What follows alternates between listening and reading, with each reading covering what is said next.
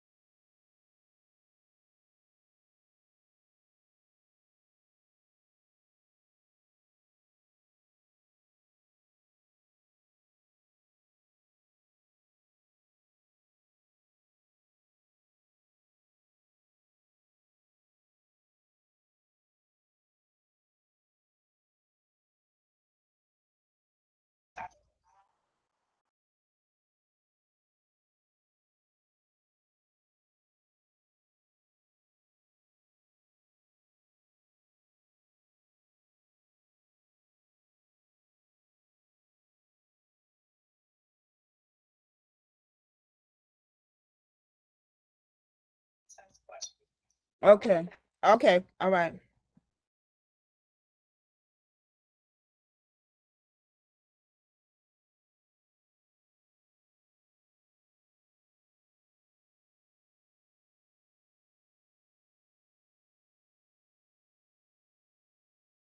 Good evening, everyone. It's about 6:15, and we still want to wait for a few of our members to join and other attendees. Thank you. Um, Good evening, everyone. So we are working out the technical difficulties here. So I'm back and forth with Michelle. Okay, thank you.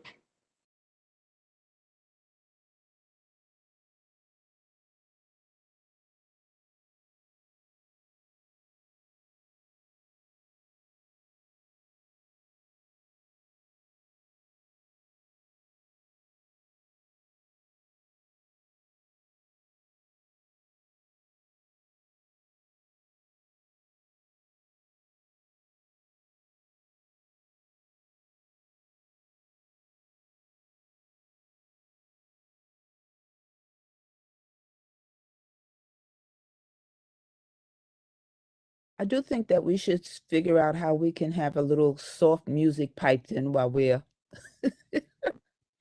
Well, that's a waiting. thought. Something While you soothing. wait music, right? Yeah, yeah.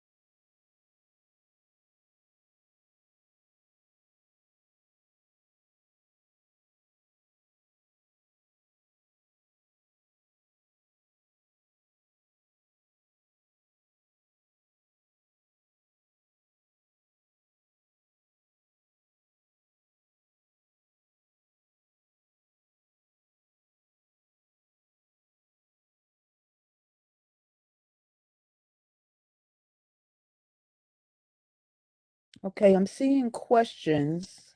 Okay, no, coming up. Okay.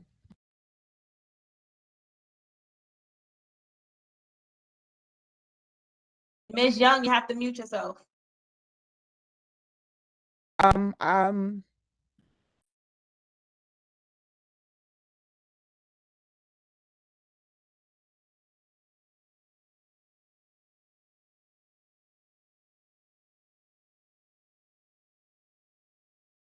Good evening again, everyone. My name is Irsa Weatherspoon. Glad to see you all. I am the chair of CB8, and this meeting I'm calling to order. I would ask Mr. Widowax if you can go through the roll call for attendance and quorum, please. Certainly. Thank you. We'll call your name. If I hear your response, I will say thank you and move on to the next name. Kirmany Allison. Linda Andrews. Desmond Atkins. Lisa Atkinson. Princess Ben James. Julia Boyd. Gail Branch Muhammad. Here. Thank you. Jerry Buchanan. Glenda Andrews is here. Thank you, Ms. Andrews. Jerry Buchanan. John Buckholtz. Robert Callahan. Nora Daniel. Isha Dotson. Diane Duke. Kevin Farley. Andrea Ferris. Fred Frazier. Gabriel. Present. Thank you. Tamika Gibbs. Thank you. Nijani Granville. Present, did you hear me? I hear you. Thank you. Jeannie Harris Blenman. Marva Henry. Zerzima Jordan. Here. Thank you. Regina Kinsey. Francis Langley. Yeah. Thank you. Sarah Lazar. Here. Thank you. Mireille Lemaine. Thank you. Elaine Mahoney. Rossi Mensa. Here. Thank you. Calvis Mickelsteins. Alicia Nocenzo. Thank you. Fior Ortiz Joyner. Fiora's having difficulty with trying to being heard, but she's here. Okay, I'll mark her present. Robert Puka. Present. Mr. Widowax, can you enable my video, please? My video's turned off for some reason. I'll do what I can, Rob. Yaya Raji. Yeah. Thank you. Celine Rosado. Adam Sachs. Present. Thank you. Brian Saunders. Present. Thank you. Meredith Staten. Audrey Tate Hall. Here. Thank you. Mark Thurton. Here. Thank you. Greg Todd. Ethel Tyus. Present. Thank you. Gib Vaconi. Here. Thank I'm you. sorry. Edith Villas. I'm sorry, it's Celine. I don't know why I couldn't unmute myself. I'm here as well. Thank you, Ms. Rosado. Eves Villas. Kimberly Watson. Irsa Weatherspoon. Here. Thank you. Robert Witherwax here. Deborah Young. here. Thank you. Vilma Zuniga. We have exactly 50%. We need one more person for a quorum. Robert Callahan was here the whole time. Sorry. Thank you, Mr. That was- Callahan. You You just waited to make the quorum. You wanted to be the savior. Thank you. And I also see Desmond Atkins on the line, but he didn't answer when you called his name. No, I did answer. Can you hear me now? I can hear you now. Mr. Atkins is also here. Thank I you. was the third person called. I said here. I never heard you. I'm here. I've been here. Thank you. Gotcha. So let's just go through a few of the missings. Kirmany Allison, Lisa Atkinson, Princess Ben James, Miss Atkinson, thank you. Julia Boyd, Gary Buchanan, John Buckholtz, Nora Daniel, Aisha Dotson, Diane Duke, Kevin Farley, Andrea Ferris,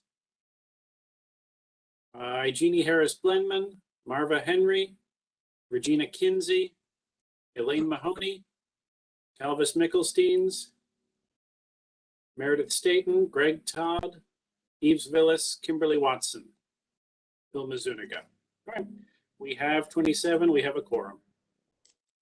Thank you. Mr. Witherwax, if I may, please recall there's a 3-second delay. I do, and I tend to wait, but if I don't hear anybody, I move on. Thank you, Mr. Witherwax. We also have 3 people, 3 call-ins. I'm not sure who they are.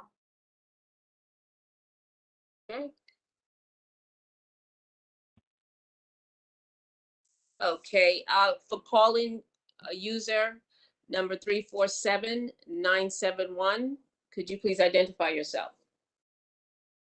Karen Chambers from the Brooklyn DA's office. Thank you, Ms. Chambers.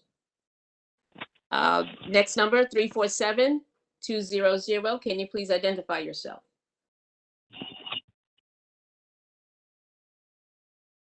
Three, 47200, can you please identify yourself?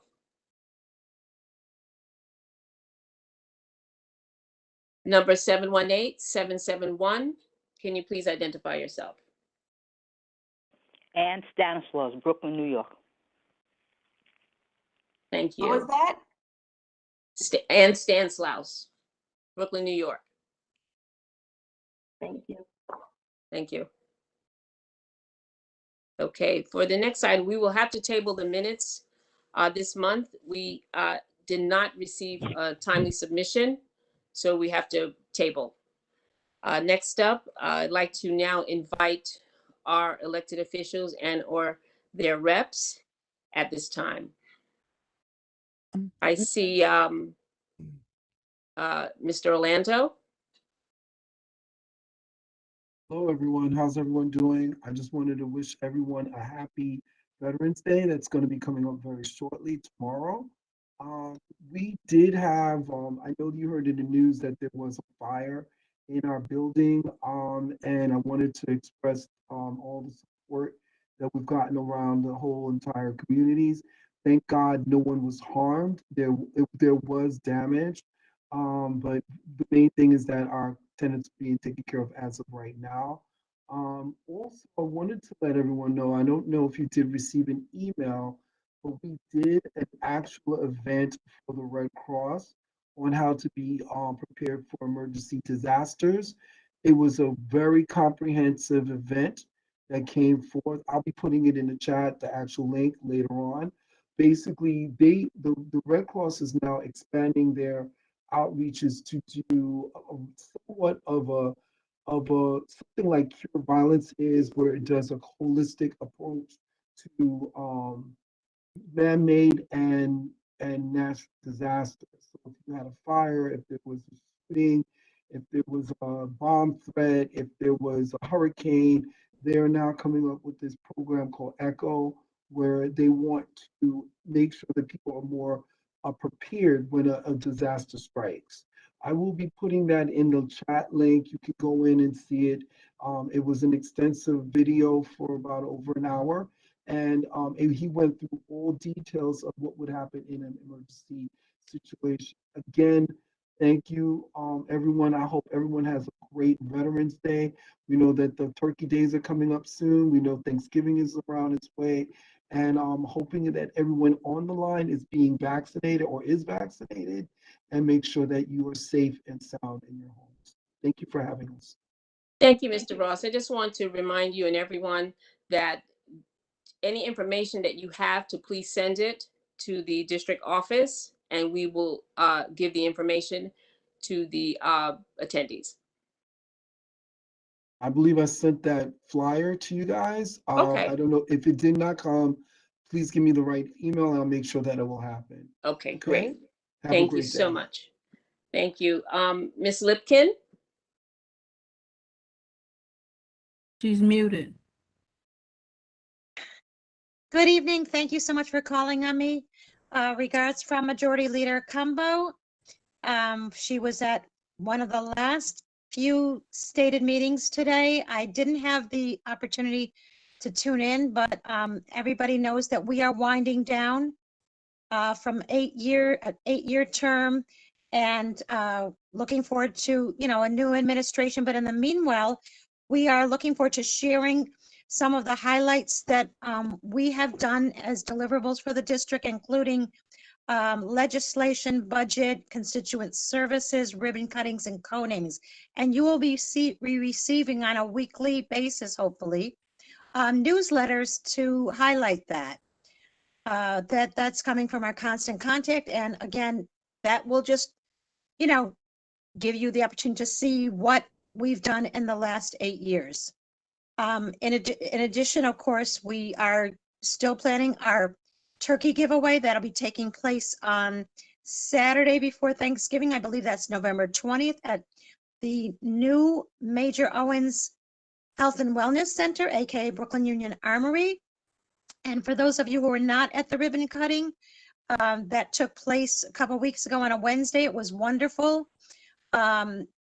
We are very excited about the various features for the community, both from youth to seniors, including the soccer, the basketball, swimming, and there are a number of not-for-profits also housed in that facility.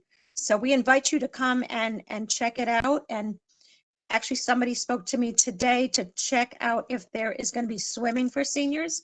So I am going to check on that, because, swimming, like aquatics, is something very important. And I'm going to reach out to them hopefully tomorrow and check into that.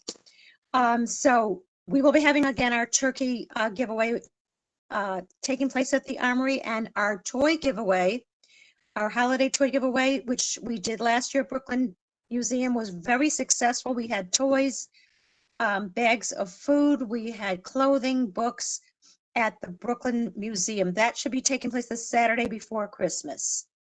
So stay tuned next month. I'll give you the date on that. And thank you so much. Have a healthy and a happy Thanksgiving, everybody. Thank you very much. Next up, Ms. Robinson, Kim Robinson.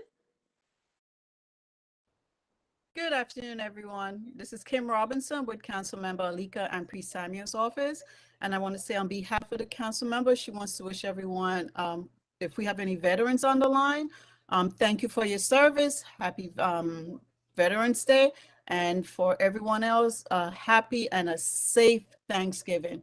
As we wind down, our office is still open. You can still call us at 718-953-3097 to address any issues that you may have at the moment.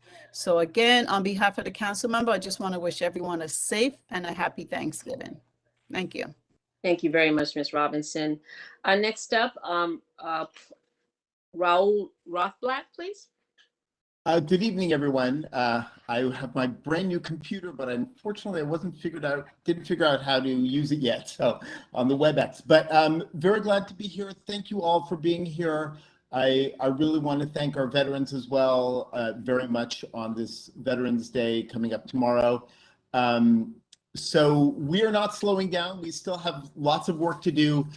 We've been very busy on the legislative front. We just introduced 3 pieces of legislation today. We're working also on the TPT, revising the third-party transfer law.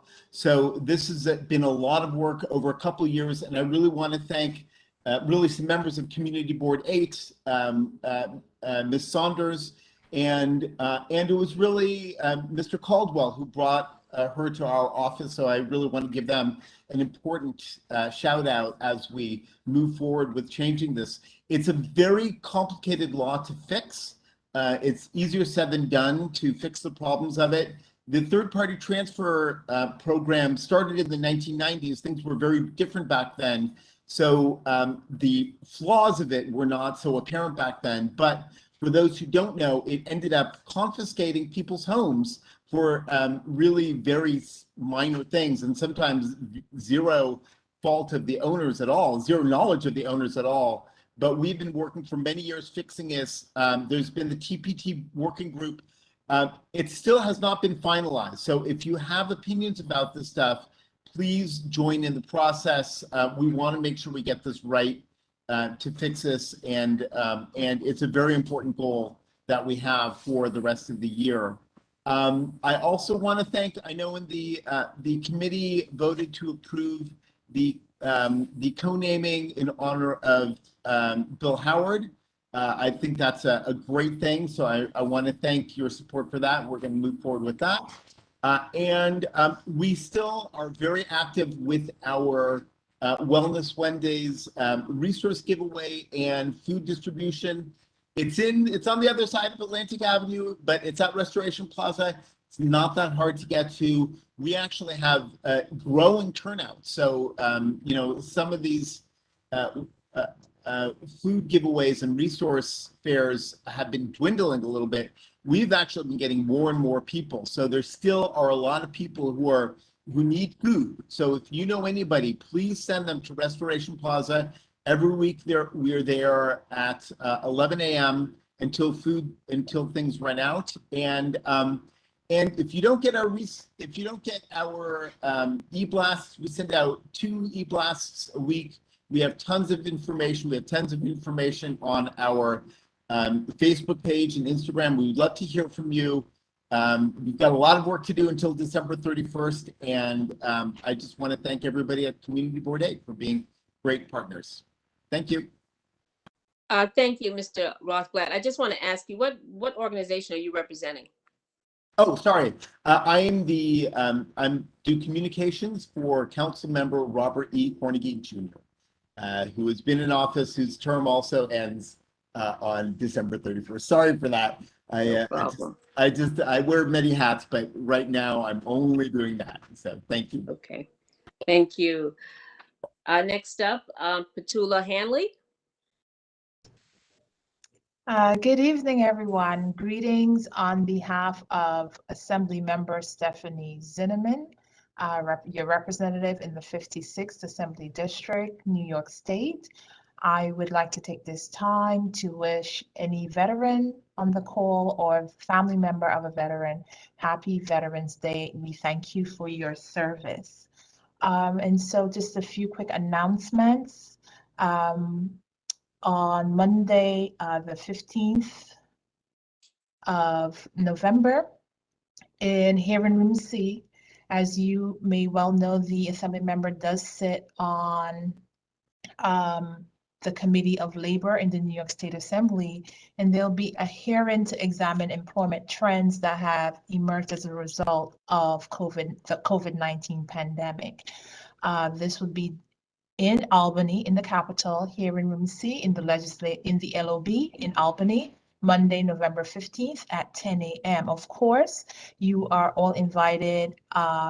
If you've been affected, well, we've all been affected, but in terms of the employment trends, those of us who are employers, especially, you're welcome to join virtually. If you go onto the New York State Assembly website, all of the hearings are public and streamed live.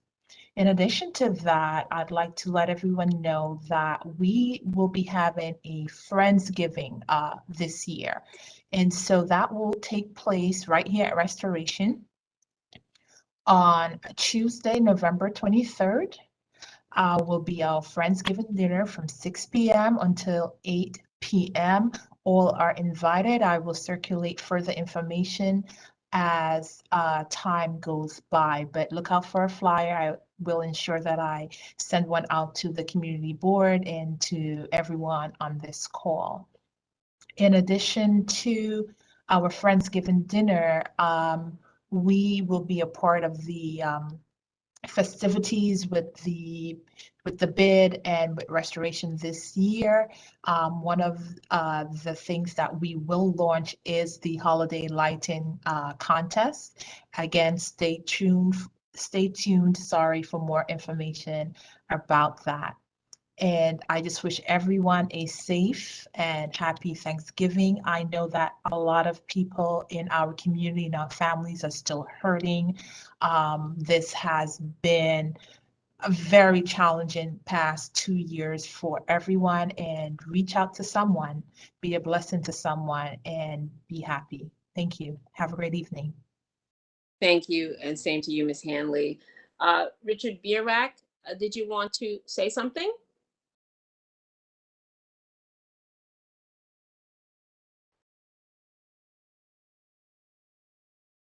Mr. Bierak? Okay, are there any other elected officials and or reps that would like to make a comment? Give us some information? Oh. Good evening. Good evening. Hi, my name is Khalid Jamat from Assemblymember Diana Rich's office. Well, hello. Thank you for coming. Yes, good evening, everybody. I send greetings from the Assemblymember Diana Richardson in the 43rd District, encompassing Prophet's Lovers Gardens, Crown Heights, and East Flatbush. We are located at 330 Empire Boulevard between Empire and Nostrand.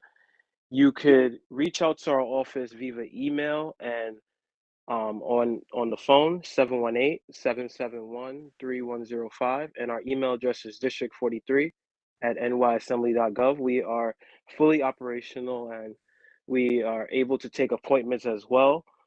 I just wanted to shout out to all the veterans that might be on the call and anybody that has a family that served. Thank you for your service as well. And I wanted to bring an announcement for Thanksgiving this year. It's going to be a harvest festival on Nostrand, and we're going to have some vendors out there.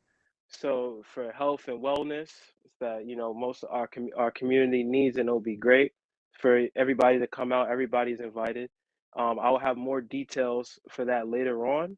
I don't have that much right now to share, but the 20th, mark your calendar. November 20th, you can mark your calendar for that event.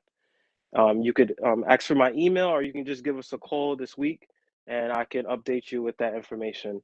Again, everybody, I hope everybody is safe and well, and enjoy your evening. Thank you so much, Mr. Jamont. Do we have any agency reps here this evening?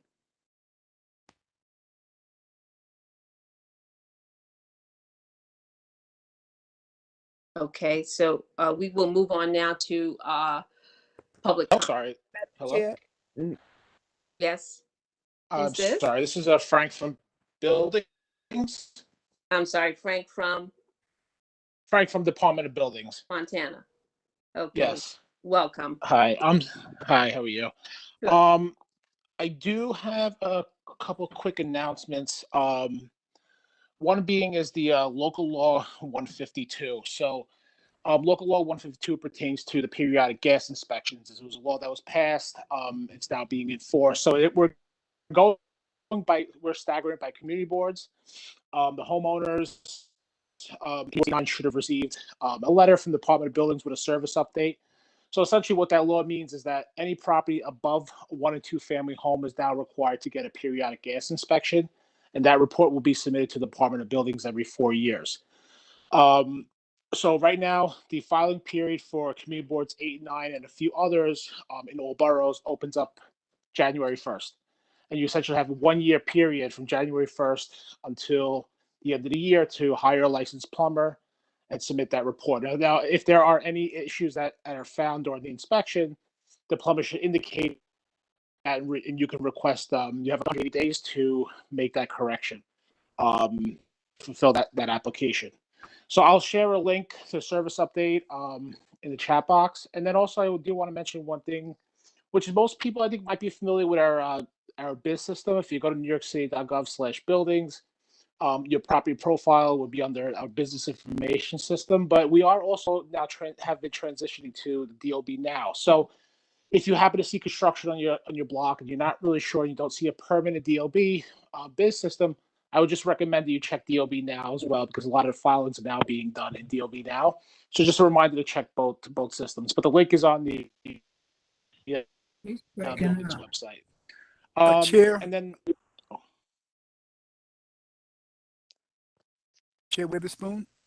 1 second, Right. please. Mr. You hear me? Fontana, have you finished? Yes, You went yes. out a little Yes, bit. so that was. Now you're out again. Bad audio. Mr. Atkins, you had something to say? I had wanted to ask a question of Mr. Fontana regarding the National Grid Fontana inspections. Okay, Mr. Fontana, can you hear us? Yes, yes. Okay, Did Mr. you hear the question? No, I haven't asked the question yet. Okay. Mr. Fontana, if I'm correct, the National Grid, these inspections are being done by Precision Pipeline Solutions? No, so National Grid is actually not associated with us. National Grid, from my understanding, is they're just checking the gas meter itself. So the homeowner would have to hire a licensed plumber to check the. So what they do is that it's not an individual apartment. So any common areas where there might be a gas line, most likely in the basement, the plumber would come and check any exposed piping connections and things like that. If there's anything that's not up to code, anything that might be illegal or something like that, the plumber would advise the homeowner to fix it. So, but the National Grid program is they're just checking the meters. My understanding is some meters might be very old, so National Grid is coming out to check just the meter itself, and if it does require an upgrade, they will do it. So yeah, we're not associated with National Grid program. So that's a separate. So that's a separate inspection other than the Department of Buildings. Correct.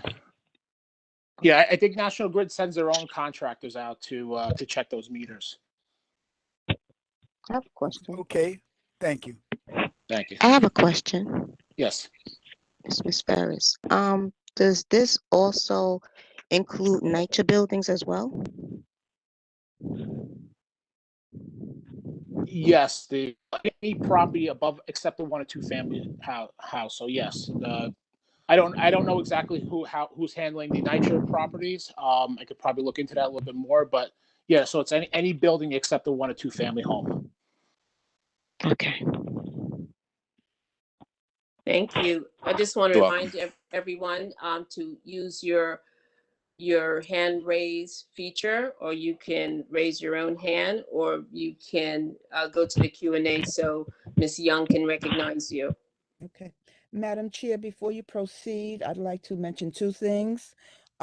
Just for clarification of who panelists consist of: board members, elected officials and their representatives, and the presenters are all panelists. There was a question raised about that. Also, I believe that Robert Barak from Eric Bierak. Barak would like to speak. Yes. So I know you had called him earlier. Yes, there was a muting issue. Mr. Bierak?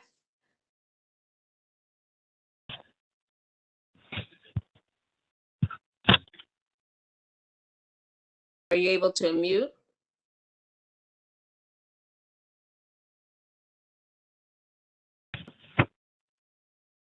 Okay, we were going to still try to work with you there with the muting issue.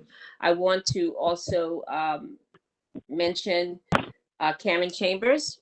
Did you have something to tell us, Ms. Chambers?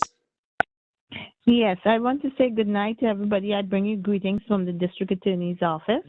I just have a few announcements to make. We are partnering with for Thanksgiving. We're having turkey giveaways in Brownsville. It's going to be this Saturday from 11 until supplies last, and it's going to be at the Betsy Head Park, and that's at 11 a.m. Then the following Saturday, which is November 20th, we are also having another turkey giveaway there, and that is going to be at PS 92 on Parkside. And that also we are partnershiping with, I think, Atlantic Records. So please come out. It's going to be a fun time. You're going to have a DJ and everything. You're going to also be giving out food. And then on November 18th, we are partnershiping with the 9-4 precinct. They're having a march against violence. So please come out and support us. If anybody's interested, they can give me a call. My phone number is 718-250-4877, and I'll be happy to send these flyers to anyone that needs it. And I want to wish everybody a happy Thanksgiving. Thank you. Thank you. There's also a question asking Mr. Fontana if he could share his link, his information with everyone. If you can, So I'm actually working on that right now. you can send that information to our district office. Okay. Is there a chat box? I see the Q&A. Can I post a question in? You probably can drop it in the Q&A. Yes. Okay. Yeah, that's where you can put it. Thank you. Okay, I'm doing that right now. Great. Thank you. Also, Council Member Alika Samuels is present. Council Member. Good evening, everyone. Good evening. This is bittersweet. It's we're down to just several weeks before the end of my term and the year, but it's also very exciting. Lots of changes in the city, in the borough, and across the city, and even our community boards. It's just amazing, and I'm excited about the work that you'll be doing moving forward. Great. Thank you. Thank you very much. Okay. Are there any other, Mr. Bierak, are you able to join us in sound?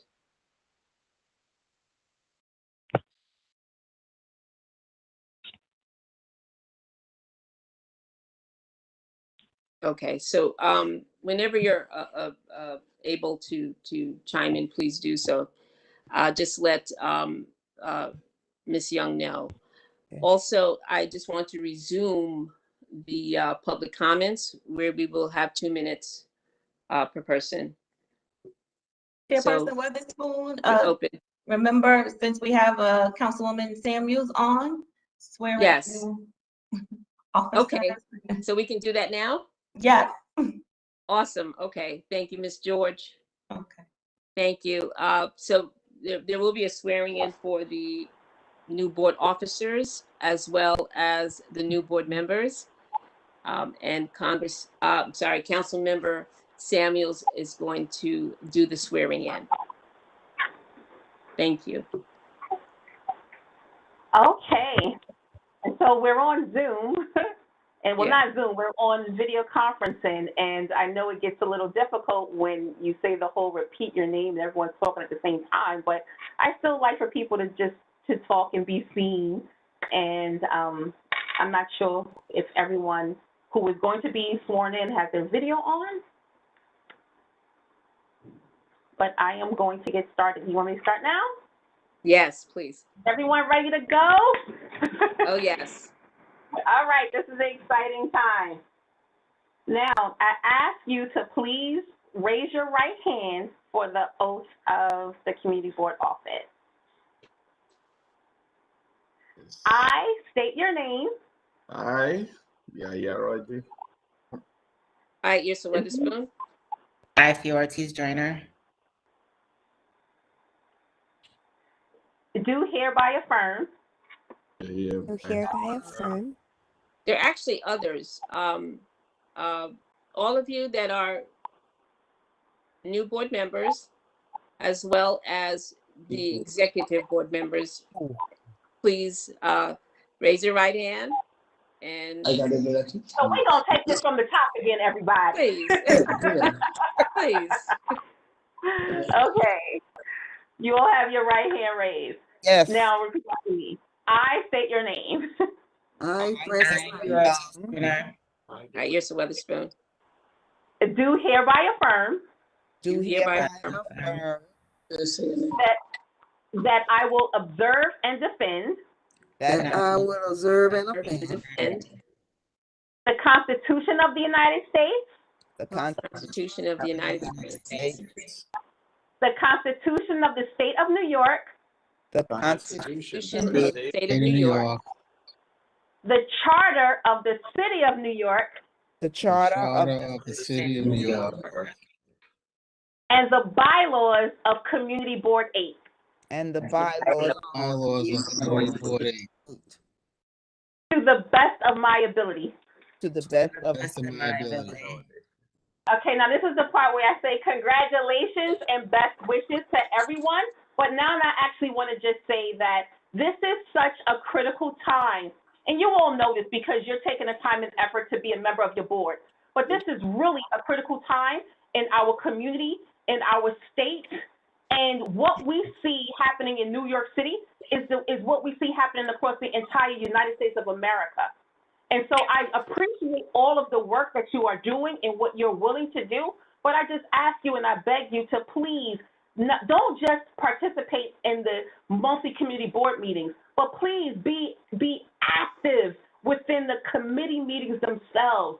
Be active and show up when we're talking about land use and when we're talking about funding for our school systems. And please do not be shy to not just listen, but lend your voice. And, you know, I've been just going to countless meetings over the years and see where people have great ideas, but they don't feel comfortable in sharing. This is the time.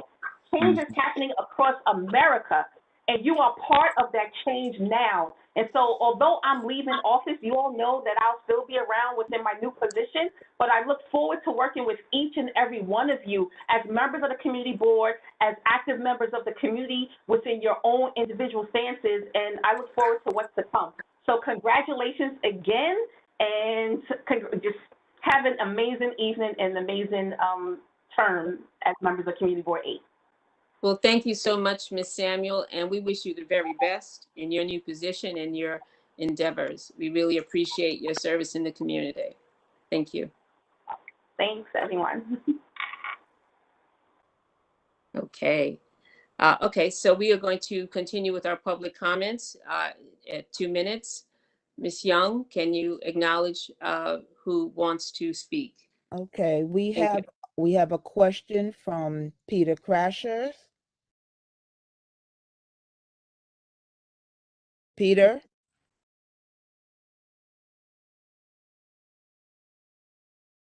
I can't tell if he's on mute. Ms. Young, this Mr. is Crashes? Mr. Yeah, Crashes hi, isn't able to He's unmute. on mute. Yeah, thank you. Actually, my question is related to this. Why, I think it would be helpful to understand better why is the public only going to be able to speak when the host unmutes us? And what about the video? I have no ability to use video either. Ms. George, do you know why some may or may not have video? So the panelists or the people on video are board members, elected officials, elected official reps, and presenters. Thank you for repeating that. Why is the mute button controlled on my computer? Well, you can raise your hand if you have a question. You can send in the Q&A if you have a question, and that's the acknowledgement, and you'll be able to speak like you're doing right now. He's a board member. I can unmute myself. I'm a board member. He should be able to unmute himself as well. Mr. Crashes is not a board member. I am a public member of the Land Use Committee, but I am not a board member, but I do question the management of this, so that in essence we're the community, the public's voice is basically going to be, especially in the context of a community board meeting where there are some important decisions like land use decisions. It's important, I think, for there to be open exchange and an ability, you know, as a member of the public, I want to be able to be confident that I'm going to be able to speak when I feel I need to. I recognize that no one has the right to dominate a conversation, but I do think that that the host controlling the microphone in one of these discussions is going to end up stymieing the ability of the public to interact with the community board members. We're not in the practice of stymieing anyone that wants to speak. So that's just incorrect what you're saying. Just as you have the opportunity to speak now, you can speak again. People hear you. And the most important thing is that people hear you.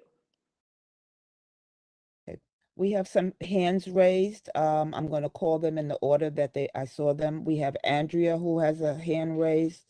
I saw Stephanie with her hand raised. I don't know. And then I see Robert Witherbacks, I'm sorry. So in that order. And I see Esteban Garon's hand also raised. Is that Andrea Ferris? I see Andrea, there's no last name. Her hand is down now. Go ahead. Okay, and what day is that? What day of the week is it? What day of the week is today? Okay, what's today? No, not you. Okay, so what day will I be putting money on your card? Sorry. Okay, Andrea, you have a question? Okay, let's go to Stephanie. Her hand, I saw it. Hi, hello, good evening, everyone. My name is Stephanie. I work within the 77 precinct as a domestic violence advocate with Safe Horizon CBAP, which stands for Crime Victim Assistance Program. Basically, there's 2 advocates in the precinct, which is me, a domestic violence advocate, and my partner, which deals with general crimes. I deal with family, she doesn't. Basically, the type of services that we provide is refer clients to counseling, give them information about the criminal justice system, refer them to shelters, also let them know about OVS, which is the Office of Victim Services, to see if they're eligible for that. And also to speak to the detectives about their case. And also if they want to like to know some information on how to proceed with going about filing a police report, we can give them information on that also. Okay, thank you. Next, we'll have Robert Witherwax, please. Thank you, Deborah Yo-Ung. Just following up on what Mr. Crashes was saying, how is this decision to rearrange the array of WebEx reached? Yeah, I think the point of what we're trying to do here in light of COVID is to mimic the open room that we had once a month to the greatest extent possible. So I am a little confused about what we're trying to accomplish by categorizing people and putting a hierarchy in place. I'm not sure that it solves a problem that needs solving. So I'm just curious how the decision was reached. What's your question? Putting people in hierarchy? I'm not sure what you're... What process was taken to make the decision to rearrange the WebEx array and to disable the chat and things like that? Well, as it was said before, the chat was disabled for a couple of reasons. This was already discussed. It was asked, it was answered, and followed up in writing. We have callers that are not able to access the chat. They're not able to see what is being deposited there. And it's good for everyone to hear what everybody wants to say. The same time that you take to put information in the chat, you can say it out loud so people can hear you.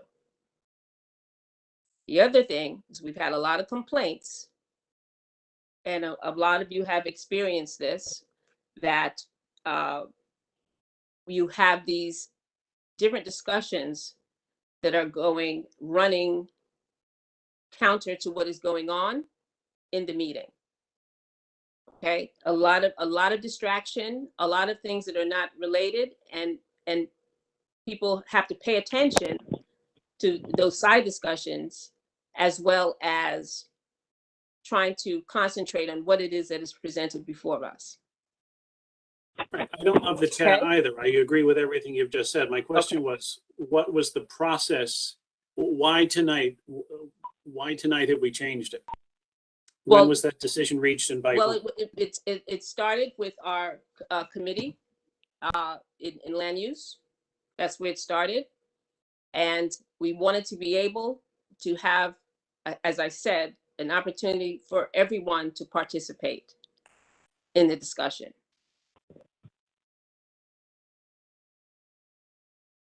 I still feel my question is unanswered, but I don't want to belabor the point. Okay.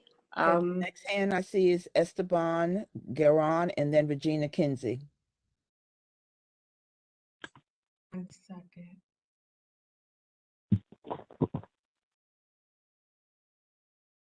Can you hear me?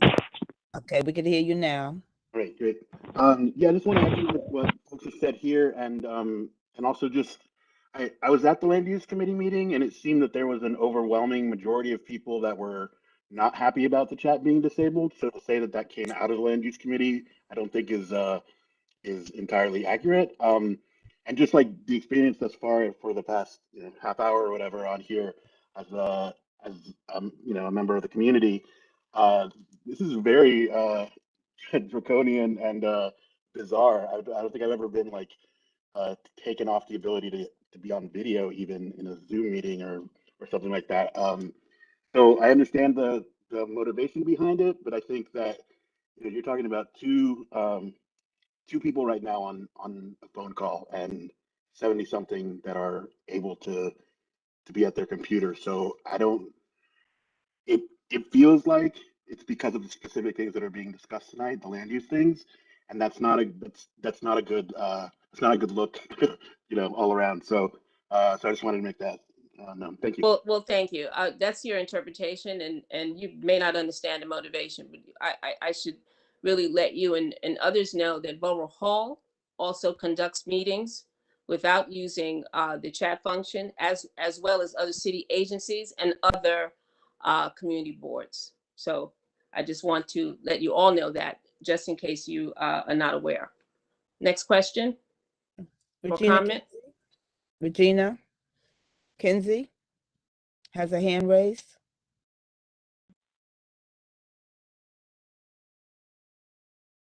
Regina? Hello. Okay, go ahead. Oh, you hear me now? Yeah, I Yeah. just wanted to let everyone know that I'm present. Also, can you see me on video? And I wasn't able to unmute. I think Miss George say that only the board members are on video and elected official liaisons and or elected officials. That's correct, but you need to log out and log back in. I wasn't able to make you a panelist, Ms. Kinsey. So I had a difficult time logging in. I hope I can log back in. So once I log out and log back in, I should be on video. Hopefully. Is that correct? Hopefully, Okay. yes. Okay. Okay, thank you. Okay, I don't see any other. Okay, I see Robert Callahan and then Robert Puka. I actually believe Mr. Puka had his hand raised before me. But okay. Can you hear me? Yes. Okay, I'm going to ask Robert Witherwack's question again since it never got answered.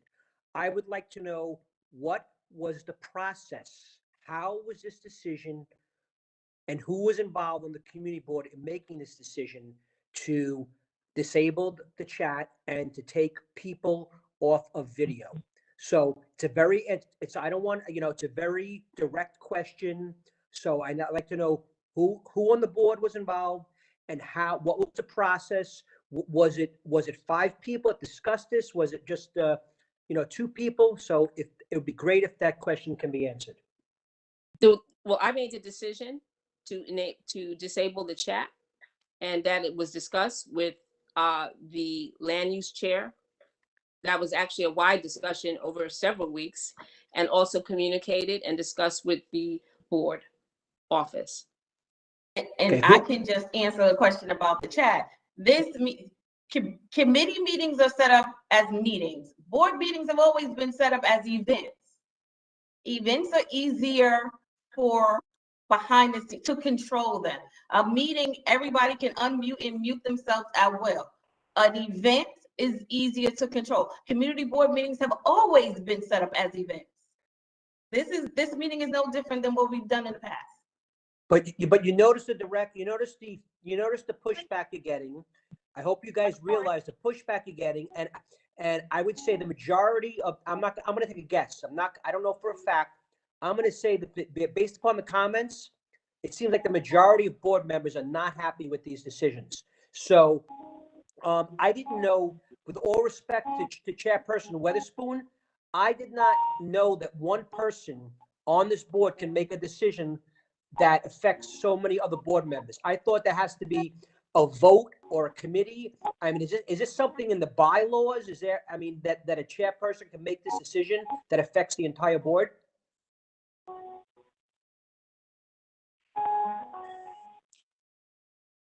You're muted. You're muted.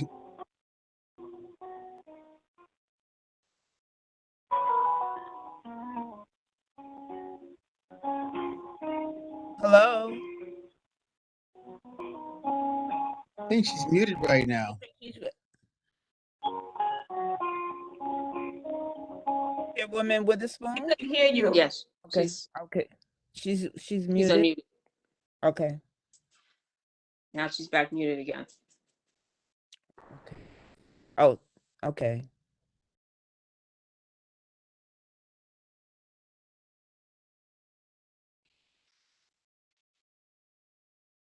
Are we moving on to Wait.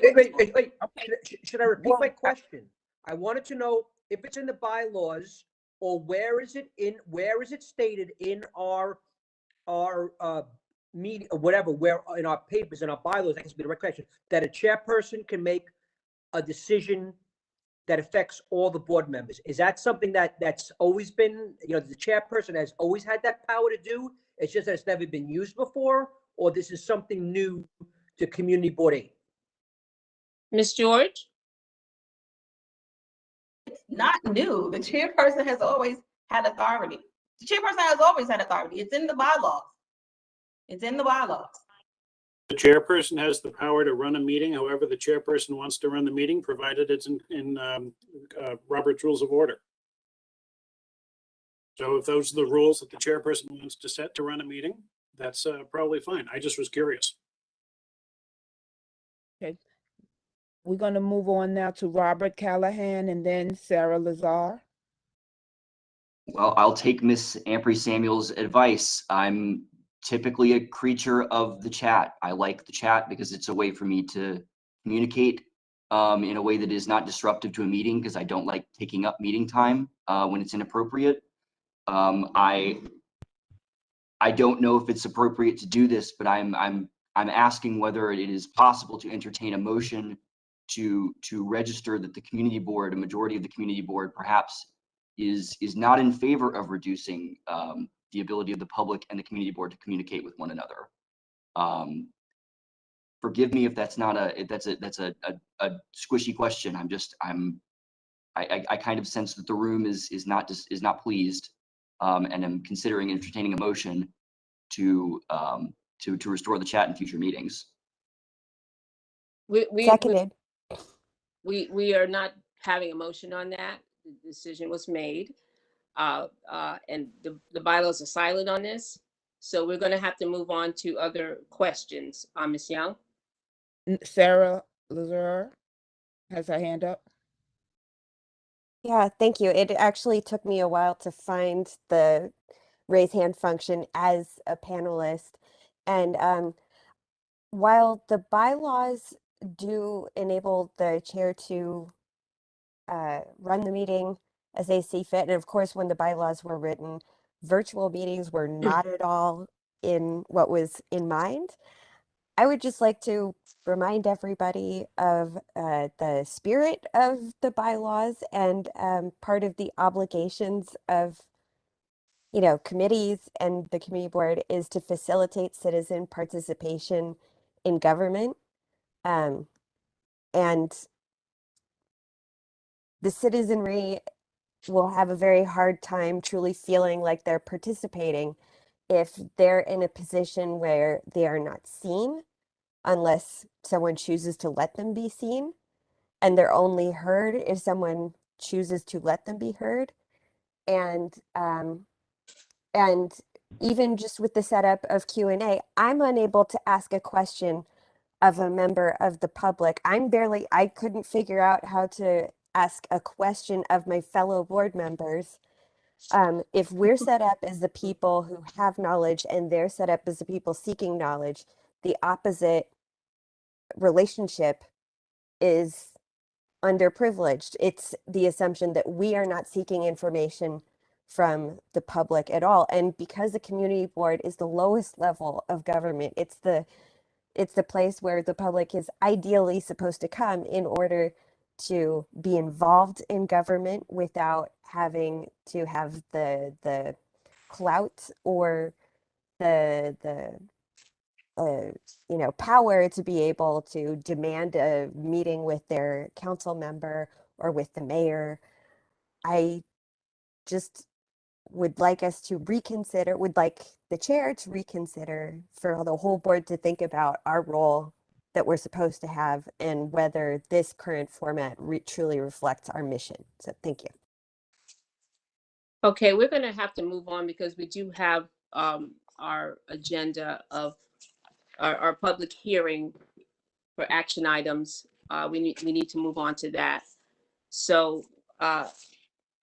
the land use, Mr. Givaconi, can you please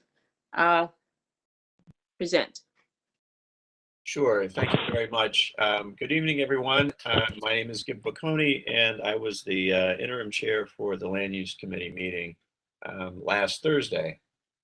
If you'll bear with me a second, tonight we have two applications for rezonings on Atlantic Avenue, one at 870 Atlantic Avenue and one at 1034 Atlantic Avenue. Both of these are in the area that's been identified by the community board for redevelopment under the board's M-Crown initiative. So I would like to begin for the information and edification of board members who may not be as familiar with the M-Crown proposal as the members of the Land Use Committee, to review that for a minute. To do that, I will need someone to allow me to share my screen, which I can't do right now.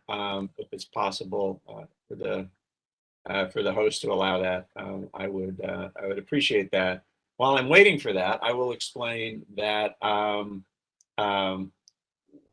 we have been looking for a neighborhood rezoning now and working towards that goal for about the last 7 years. The community board has made 3 resolutions in support of that. One in 2015, the second in 2016, and the third in September of 2019.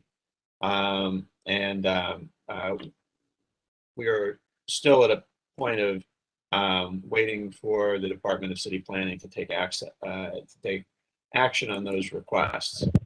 If you'll bear with me for a minute, I'd like to just review a bit of the history of the M-Crown initiative to help sort of frame the discussion around these applications.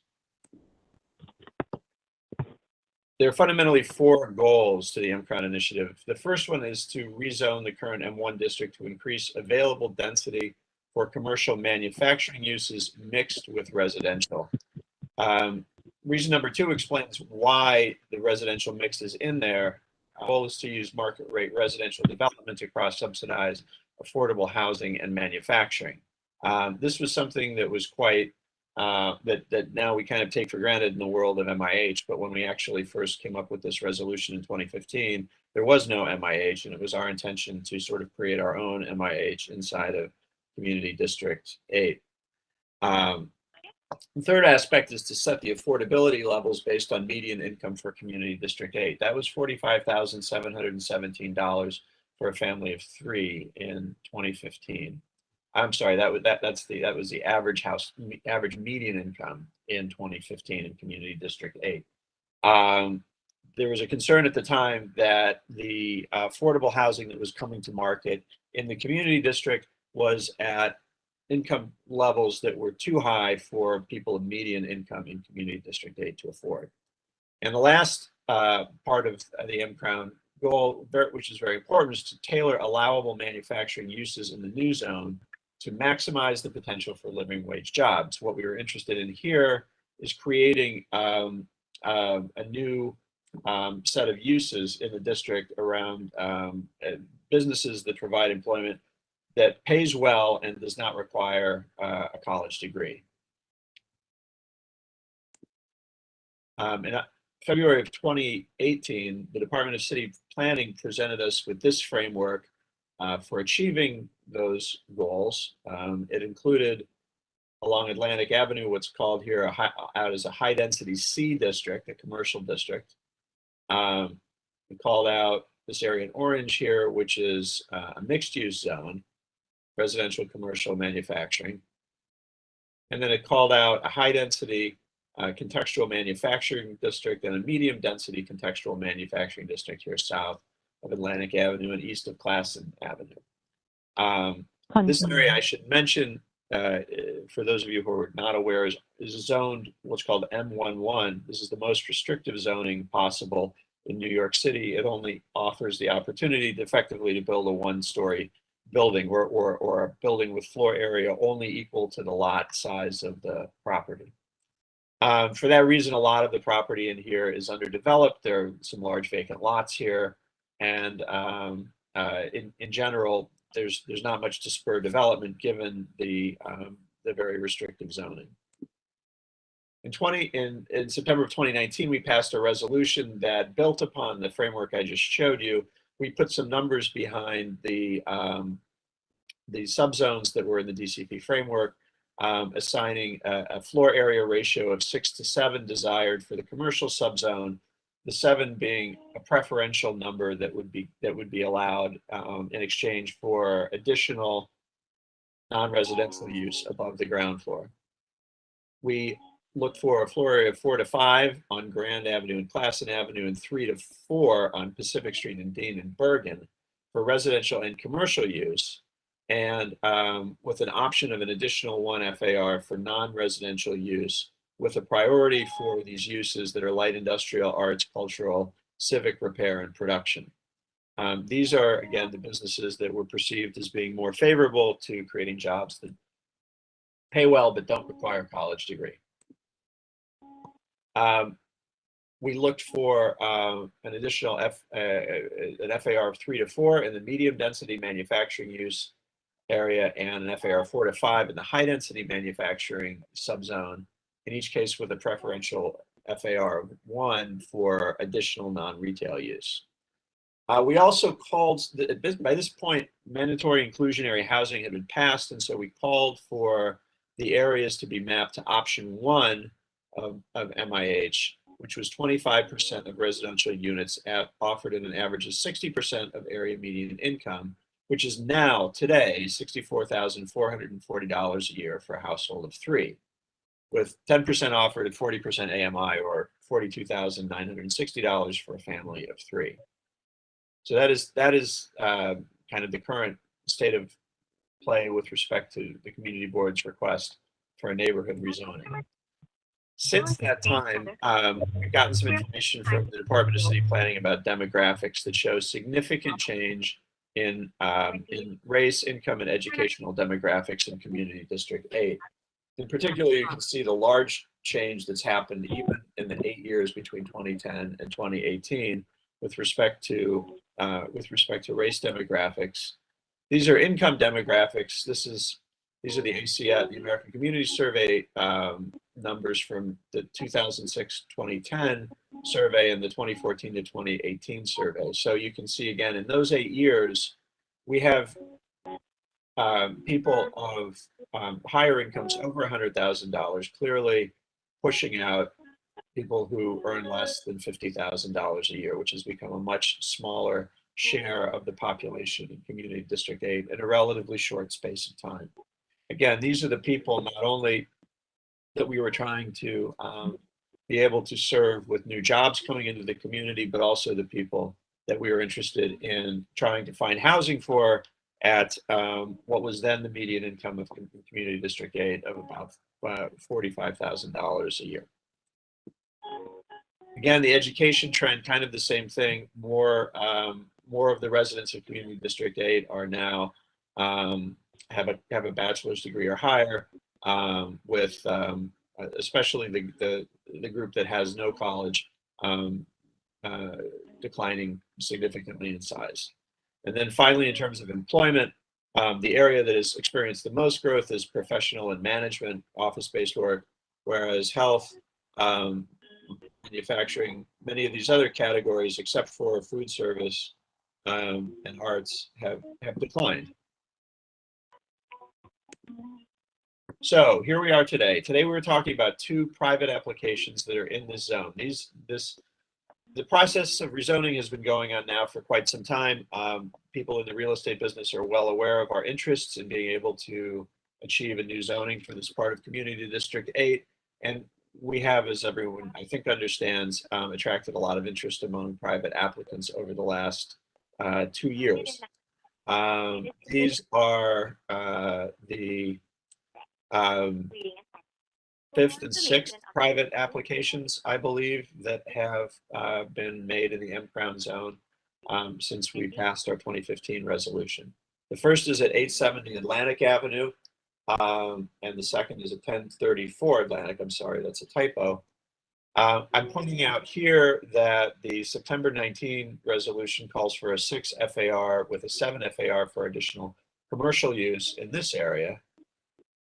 And here in the MX zone, where the 1034 Atlantic Avenue project also has a lot, calls for 4 FAR with and again, this should say additional 1 FAR for preferential FAR for non-residential use.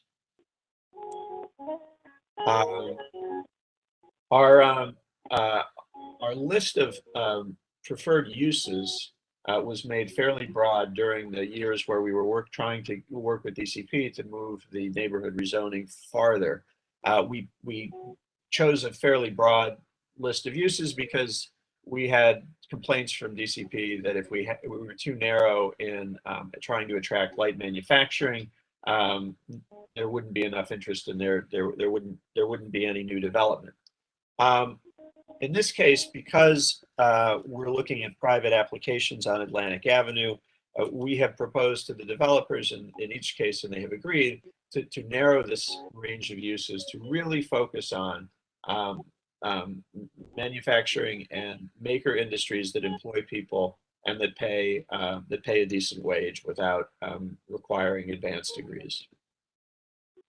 I also want to just again come back to the subject of affordability briefly. I want to contrast 2015 and 2019. The AMI, the HUD AMI, area median income, by which affordable housing in New York City is indexed, was $86,300 in 2015 when we passed our first M-Crown resolution. In 2019, it had increased to $96,100. That's a jump of 11%.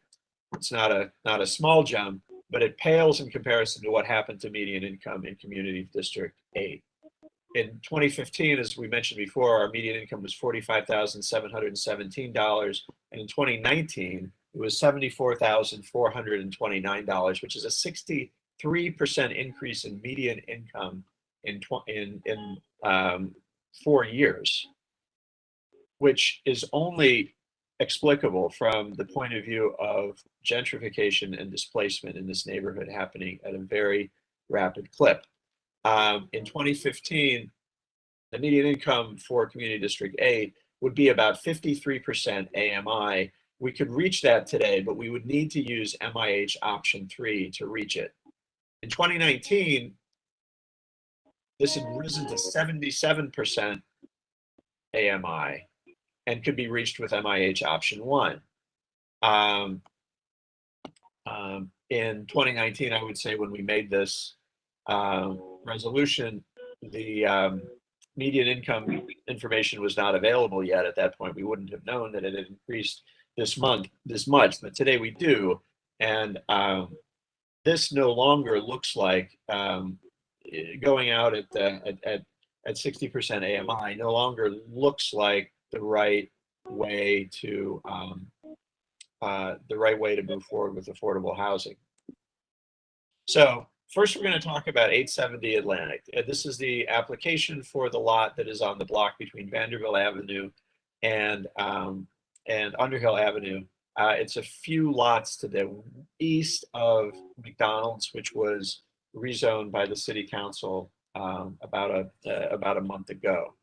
I've highlighted here what the M-Crown modified framework would have required of this lot, and I've highlighted what the applicant is proposing.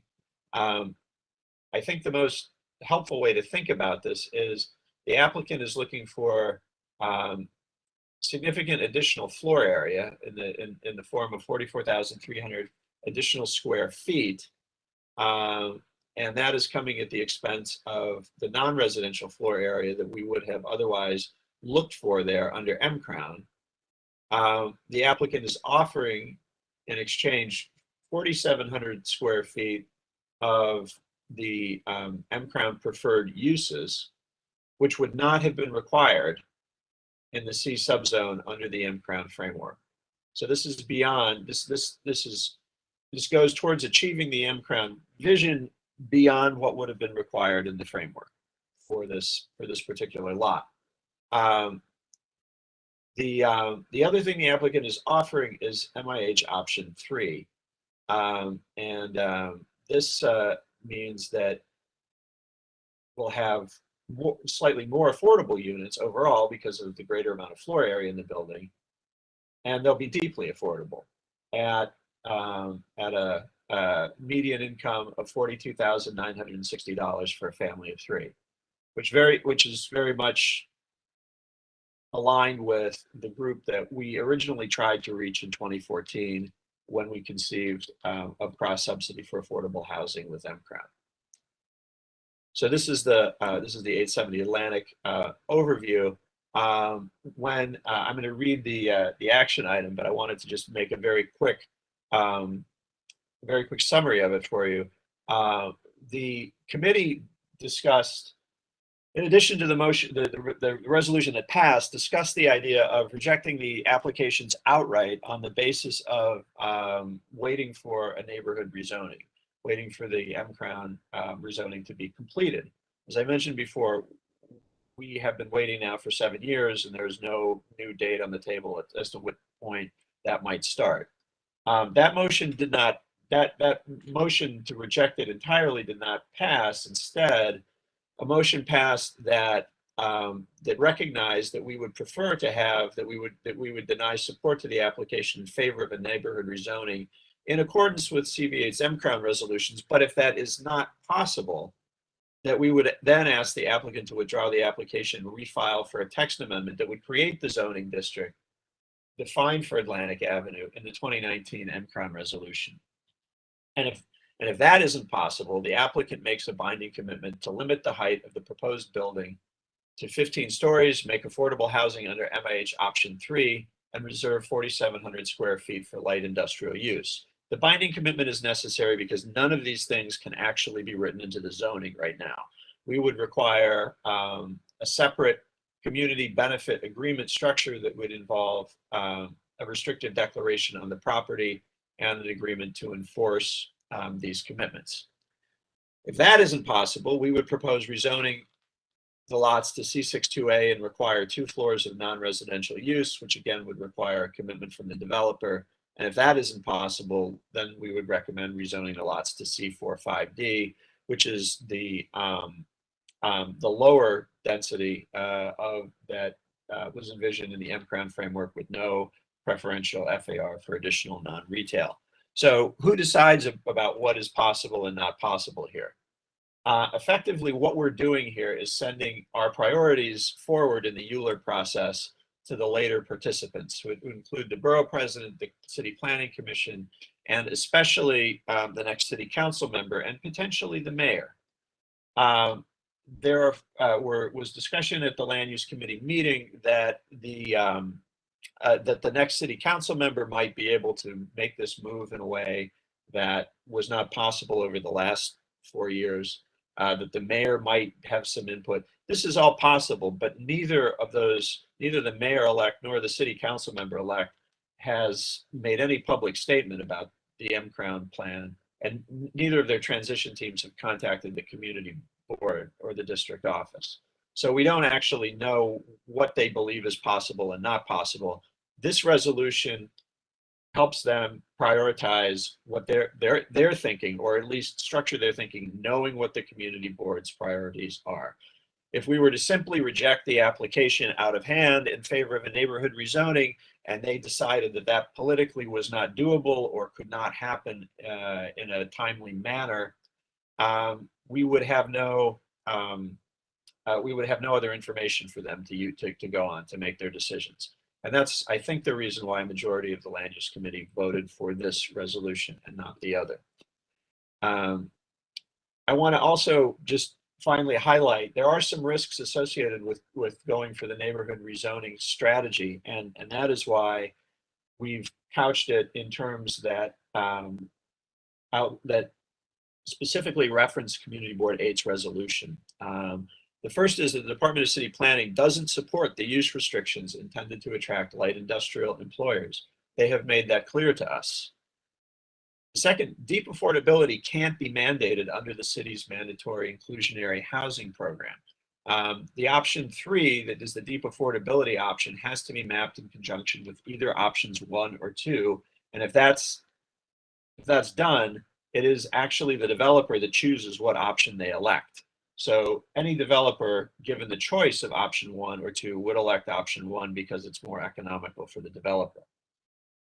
3, neither the mayor-elect, as I mentioned, nor the city council member-elect have publicly stated a position regarding the M-Crown rezoning.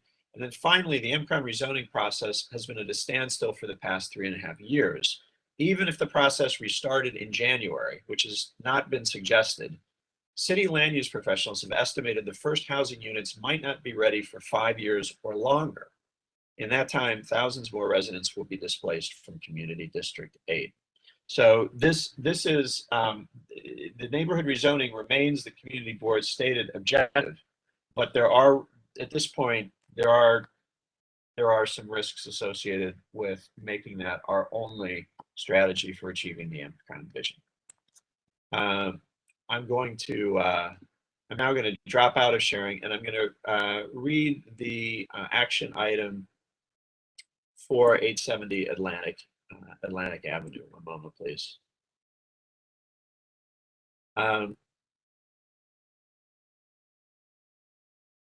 So the Land Use Committee met on Thursday, November 4th, 2021 via WebEx. The committee discussed the following: 870 Atlantic Avenue, ULURP application number C21060ZSK, C210335ZMK, N210336ZRK. The presentation in brief, the applicant proposes a series of land use actions to rezone an existing M11 zoning district to a C63A R9A equivalent zoning district in the Prospect Heights neighborhood within Brooklyn Community District 8. The proposed project area consists of block 1122, lots 11, 12, 14, 15, 16, 21, 26, and part of 10, the project area. The following actions are proposed: a zoning map amendment to change the existing M11 zoning to a C63A zoning district. 2, a text amendment of zoning resolution Appendix F, inclusionary housing, designated areas and mandatory inclusionary housing areas for Community District 8 Brooklyn, to establish a mandatory inclusionary housing area with option 2 and the workforce option to provide maximum flexibility. 3, a text amendment to modify zoning resolution 3566 to permit a minimum 20-foot sidewalk along Atlantic Avenue, and 4, a special permit pursuant to ZR 74533 to reduce the number of required accessory parking spaces. The proposed actions would facilitate the development of 870-888 Atlantic Avenue with a new 17-story mixed-use residential, commercial, and community facility building with approximately 228 dwelling units, including approximately 69 permanently affordable units and local retail. After discussion and a few failed motions, the recommendation that came out of the committee is the following. The Land Use Committee recommends that the application be withdrawn in favor of a neighborhood rezoning, the M-Crown proposal. If that is not possible, the committee recommends the following possible scenarios as options to ensure that we, the community, make use of the direction and preserve our options in telling participants in the ULURP process what our preferences are. 1, that the applicant withdraws its applications and files a zoning text amendment to create a contextual variation of the existing C61 zoning district with required non-residential frontage consistent with the regulations of special enhanced commercial district, with base FAR of 6 and incentive FAR of 1 for non-residential use. 2, if 1 is not possible, that in lieu of the proposed C63A district, lots 10, 11, 12, 14, 15, and 16 be rezoned C62A, matching the zoning of lots 9 and 10, and that all lots be mapped MIH option 3, and that the following further action be taken. A, that the applicant make a binding commitment to restrict use of a minimum of 4,700 square feet of floor area to use groups 7B, 8B, 9A, 11, 16A, 16D, 17B, and 18A, to offer required affordable apartments under MIH option 3, to limit building height to 15 stories. If A is not possible, then the applicant make a binding commitment subject to the establishment of C62A zoning to restrict residential use on the lots to 5.2 FAR, and if C is not possible, the lots be rezoned to C45D. The committee voted to approve this motion with 12 in favor and 10 opposed. At this time, Madam Chair, I'll hand it back over to you. Thank you, Mr. Vacconi. May I have a motion to accept this application? So moved. Is there a second? A second. Who's the second, please? Gail Muhammad. Thank you, Ms. Muhammad. We have a number of hands up, Madam Chair. Okay. Okay, and I just want to acknowledge that there's no way for me to tell what hand went up, the order the hands went up. I do know that Frenchie's hand was up previously, and I'm not sure if this is, your hand is up and related to this current application, so I'm going to call on you first because I know your hand was up previously. Frenchie? Yes, can everyone hear me? Okay, yes, we can hear you. You can hear me? Okay, no, my hand was up to let everyone know that this is my first time on this particular call, and I just wanted to introduce myself. My name is Frenchie Schaefer. Okay. So I just wanted to let everyone know that I am joining today's call. All right, thank you. Okay, so I'm going to go back up to the top, and again, I am going to apologize for if I'm taking the hands up out of order. I'm going to start at the top. I see Robert Callahan. Forgive me, I never lowered my hand. Okay, thank you. Sarah Lazar. Yeah, I definitely, there were people with their hands raised before me, but I just wanted to bring up the fact that the language that Mr. Vacconi read out is not actually the language that the Land Use Committee approved in that very close vote on Thursday. The language, and this is, the language that was voted on is in a video recording that was sent out to, everyone on the committee. But the original language of that everyone voted on said started the motion for 870. Atlantic said we recommend rejection of the applications in favor of a neighborhood rezoning, and then went on to say if this isn't possible, yada yada yada. The one for 1034 said we recommend the board deny support to this application in favor of a neighborhood-wide rezoning, and then continued if this is not possible, yada yada yada. And I want to clarify that because the votes were very close, 12 to 10. And if we change the language to it, we don't actually know how the vote would have gone with that alternate language. Personally, I'm going to vote against this motion because, I realize that getting a neighborhood-wide plan is a difficult project, but at the same time, that is the one that holds out the greatest hope for any sort of mitigation of the displacement that has been taking place in the neighborhood. These particular projects that are proposed are going to create maybe, well, a handful of truly affordable units, and that's great. But the original M-Crown plan was intended to demand something more than what than the minimum of what was allowable at the time. These proposals don't offer more than what MIH requires. And they also aren't going to do a whole lot to mitigate the disappearance of our poor and working class neighbors. So that's mostly what I wanted to say. Thank you.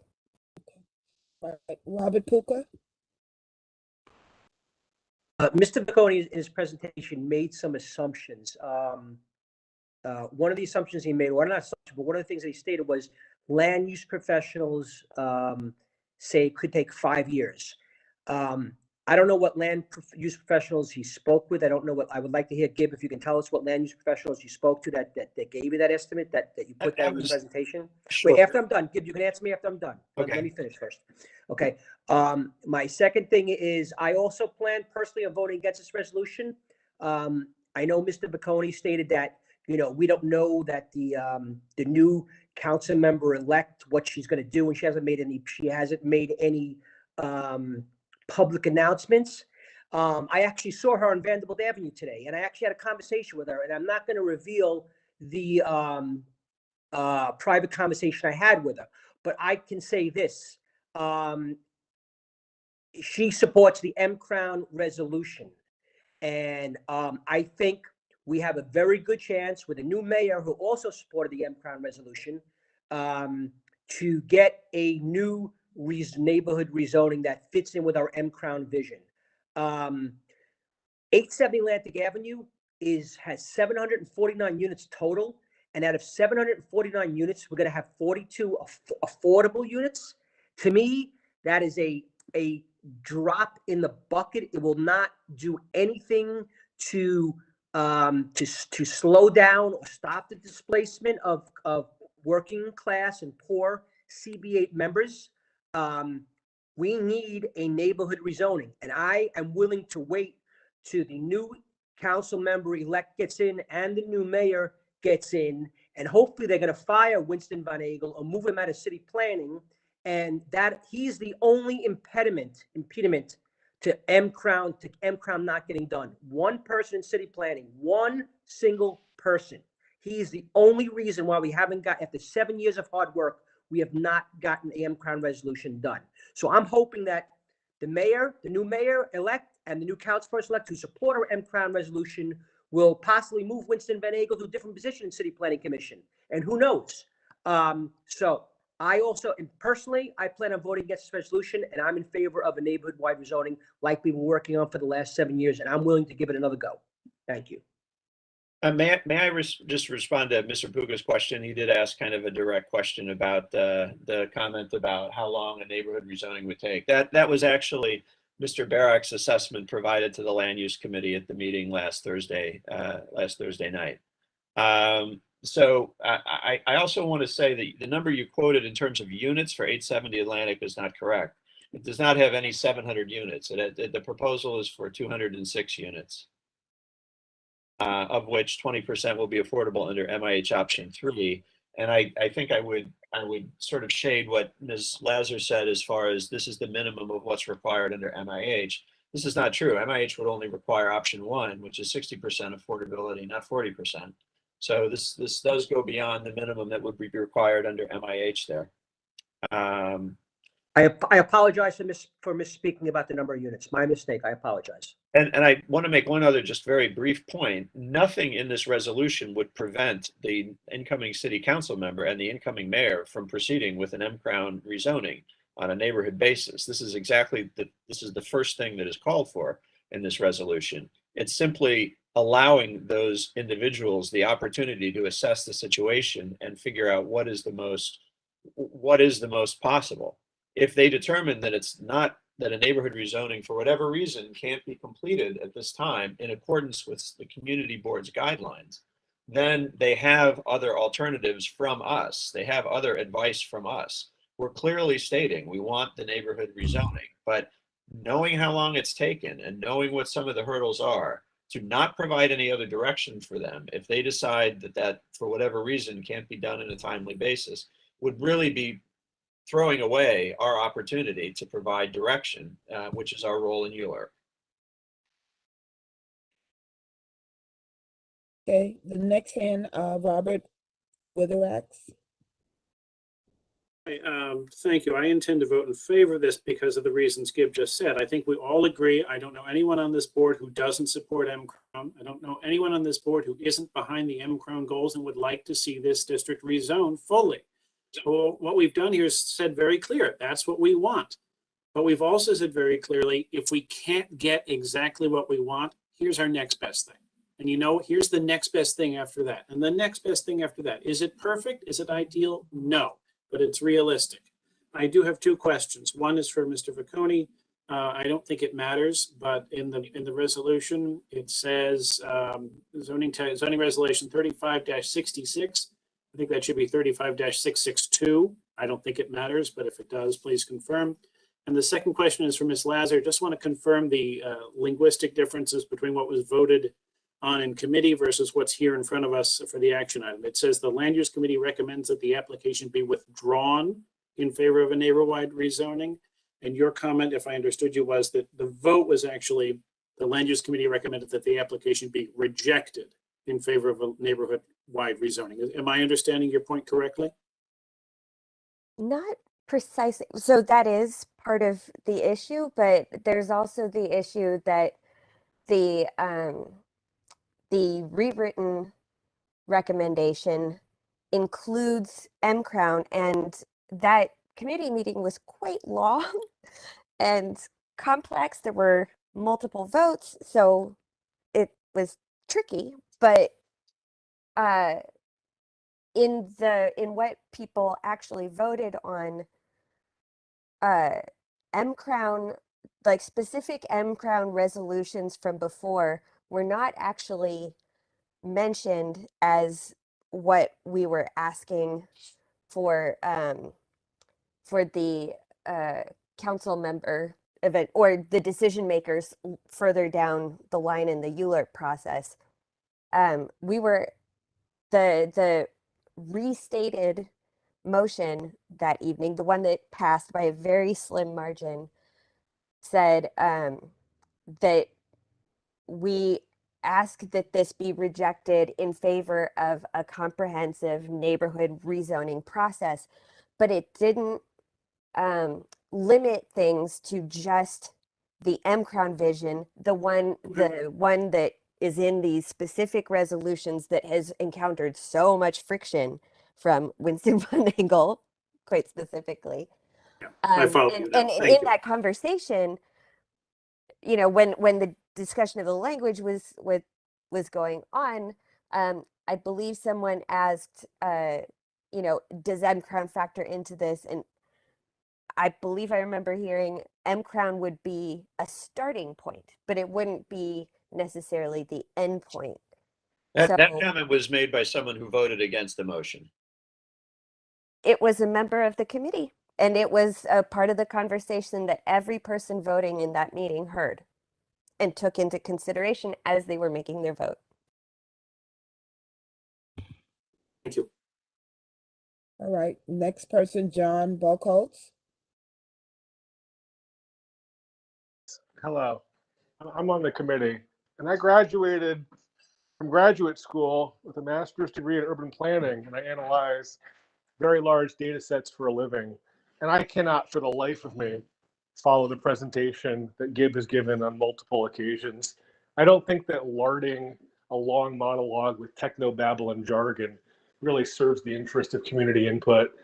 My disposition is different from members of the board. I think that Atlantic Avenue should be transformed from a suburban car sewer into a highway of towers, but that's not relevant. I don't think that if the board cannot agree on what it voted on, that indicates that maybe we're getting too into the weeds and complexifying things that should be simplified. So this process is broken, and I plan to vote against the resolution for reasons other than those expressed by Sarah and the others. Thank you. Peter Crashes.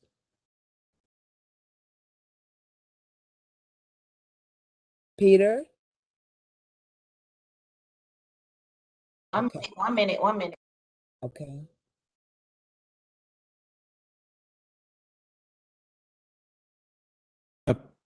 Thank you. Just been unmuted. See if I can remember what I was going to say. I think that, you know, I was one of the people that some of the discussions been summarized was conversation that I participated in, and I did put forward the initial motion for a neighborhood-wide rezoning, and I do think it's really important to say that the motion did not, it specifically stated in both this case and in the 103442 Atlantic Avenue, but in both of the two applications before the community board tonight, that in one case it was we recommend rejection of the applications, and the other one it was we recommend denying the application. Just so that's very clear to the community board. And it should also be stated that there are other motions, including one specifically focused on a neighborhood-wide rezoning alone, very simple language, that tied. That's why it didn't pass. So I think that's important to keep in mind. And as Ms. Lazur mentioned, the motion did not include the definition of M-Crown, which I think is an important thing. Important because as we know, and these are starting points. This is a discussion about the emphasis, and the emphasis here is on a neighborhood-wide rezoning. The reason why this is important is because number one, in terms of displacement and indirect displacement, a neighborhood-wide rezoning can actually create inclusive and public process that can prevent situations where the community board is actually moving forward with something that's counterproductive to the goals that it has declared. And the second part of this has to do with infrastructure. You know, we've already gone through with Atlantic Yards the approval of 450 units of housing, much of it in Community Board 8, which was led essentially where what is contributed by the project is defined by the for-profit developer. And it is not delivering enough to, the infrastructure is not enough to accommodate all those units. And what we're doing now with Atlantic Avenue is something very similar, where we're turning to individual developers inside and asking them what they can do inside their buildings to accommodate all of the density being added for our whole neighborhood and city. And so what we need to do, and it also relates, in fact, they only have to look at the adverse impacts that they create from their building in terms of displacement itself. They don't have to look at the whole picture of 5 or 6 or 7 individual applications. So, which is what the city has a responsibility to do, and we're letting them off the hook if this moves forward in this way. It's very simple. Just simply vote for a neighborhood-wide rezoning, reject these applications. Thank you very much. Thank you. Jack Robinson.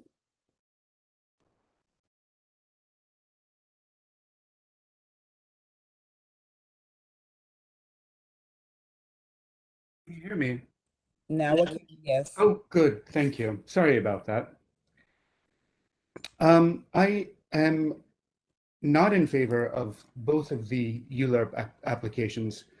I urge you to reject the 2 new ULURP applications in front of you today and adopt the motion that clearly, singularly supports a neighborhood-wide rezoning. If it was put in the last motion, like if there's not a neighborhood-wide rezoning, then if possible, it could be. But I don't understand really what the definition of possible is in that way. And I think that we should wait until the next administration comes in to hear what they have to say. I mean, I don't know if any of the transition team or anyone from Councilmember Hudson's team is here. And as far as like, I think that if you don't stand up now for this, then when do you stand up for it? I feel that the developers are just laughing at us at this point. And if you look back at the last special meeting of the land use committee, the last special one, at the end of that meeting, the developers were laughing at us. I urge you to vote against both. All right, thank you. Next, we have Esteban Giron.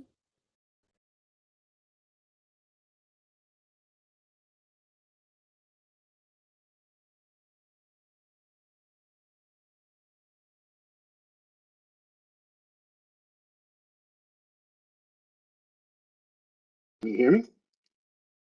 Yes, I can. We Yes. can. Okay. Thank you. So I just, I mentioned this at the last land use meeting. I just wanted to direct the attention of the board to the fact that both the Crown Heights Tenant Union and, if I'm not mistaken, the Prospect North Association has also asked that the board reject these two applications. That comes with, it's something that was deliberated, at least within the CHTU, by the general membership and voted on. These are the actual tenants that are being displaced. And the reason that we vote this way is because we know that in every single MIH-based rezoning that's happened in a neighborhood of color, there has been displacement.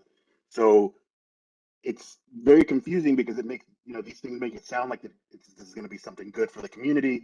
It's going to keep people in their homes, but they don't keep people in their homes. It does the exact opposite.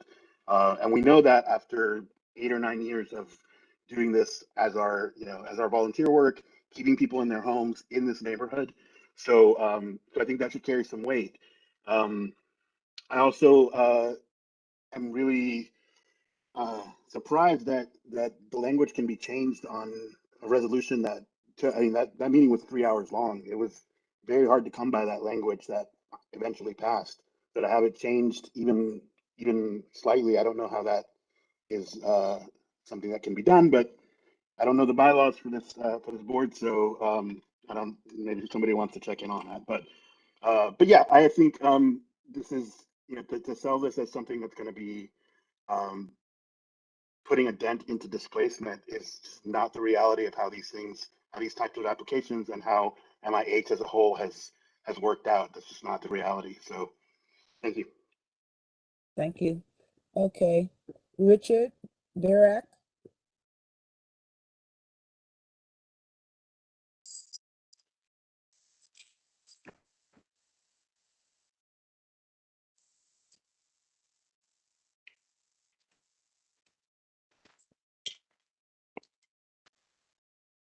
He's still having difficulties. I see he's still muted.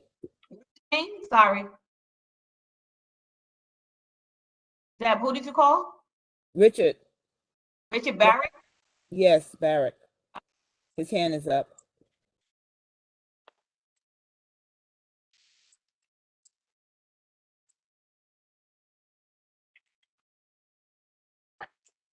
Hi. So Thank you. sorry for my difficulties tonight. Now on a laptop instead of a hand phone. So the borough president will be having its hearing on these two items on November 17th. So people are welcome to testify that evening, or within the few weeks after, still be able to email askeric@brooklynbp.nyc.gov. And to give context to that 5-year mention, so the existing applications, if this gets approved, they go to the buildings department. You're not having occupancy for approximately 2.5 years, maybe longer. And so 5 years kind of allows for that similar timeline. And knowing that if a rezoning is to move comprehensively, the expense budget would be funding part of this. So that doesn't happen until latter part of June at the earliest. So, and then you tack on time to prepare environmental impact statement and the application and move to the ULURP process. So that's just give you some context between moving ahead now versus if a comprehensive action were to move forward. Thank you for sharing that information. Okay. I want to, Kathy, I know you don't have your hand up, but I see in the email that you were asking a question. You were having some difficulties with raising your hand. Yes, can you hear me? Yes, we can. Thank you. Thank you for recognizing me, Ms. Young, because exactly the point I wanted to make is not necessarily germane to the specifics of the conversation, but if the mode of communication for those of us in the public to participate in this discussion was going to be changed for this evening and going forward, those of us who are not used to this system, I had no idea how to raise my hand. And I'm sure I'm not the only person sitting in this meeting who has absolutely no idea how to participate. You can't see me, you can't hear me. I can't, Ethel's raising her hand, but I'm not on video. There's no way you would know that I needed to speak with you. I think it was really the responsibility of the board to instruct everybody on how to participate fully in this conversation. We can't see who wants to participate, we can't hear who wants to participate, and most of us, or some of us, I'll speak for myself, don't even know how to raise my hand. Now, it's been several people via text have said, go here, go to participant, raise your hand. But that's because I have a lot of buddies who can help me out. But I think it was really, really a real misstep on the board's part not to make this clear and instruct us before the meeting began. Thank you. Okay, you're welcome. Okay, Sharon Wedderburn.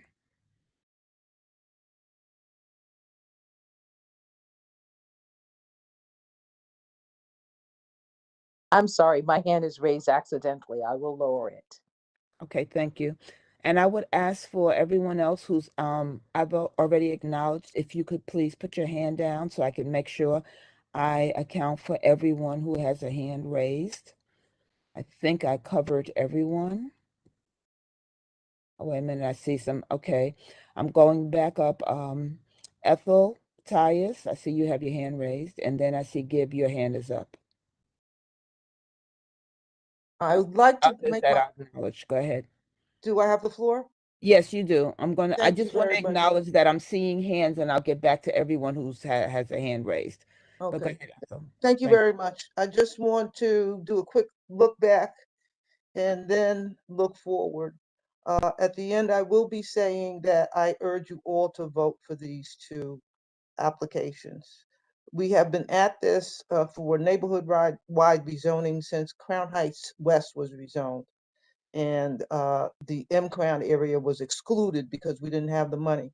The money seems to be coming now with Build Back Better and all of the new programs that President Biden is bringing forward. But that's like Mr. Barak just said, it's going to be another couple of years before that money gets to us. In the meantime, we can get a few affordable apartments out of these two applications. So I urge you to vote for them. Thank you. Thank you.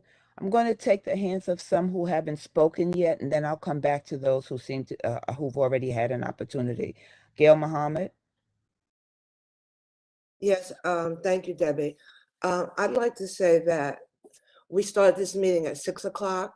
It's 10 after 8, and we haven't even taken the vote on this project. I am recommending that we go forward with the vote since many people have already indicated how they are voting. I think that we should move forward with the vote, and I am supporting the recommendation of the Land Use Committee. Okay, Thank you. I would like to acknowledge those who have not had an opportunity to speak. Richard Lobel. Deb, I'm Yes. sorry, if I could just say also, and I didn't mention, I am also in support of us having the question and answer instead of the chat. However, I agree with the last speaker that we need to provide some training on how it is to be used. Again, thank you. Thank you. All right, Richard Lobel. Hi, thank you. Just really a quick word. First of all, I think Mr. Robinson said that the developers were laughing at us at the end of the last meeting. That could not be further from the truth.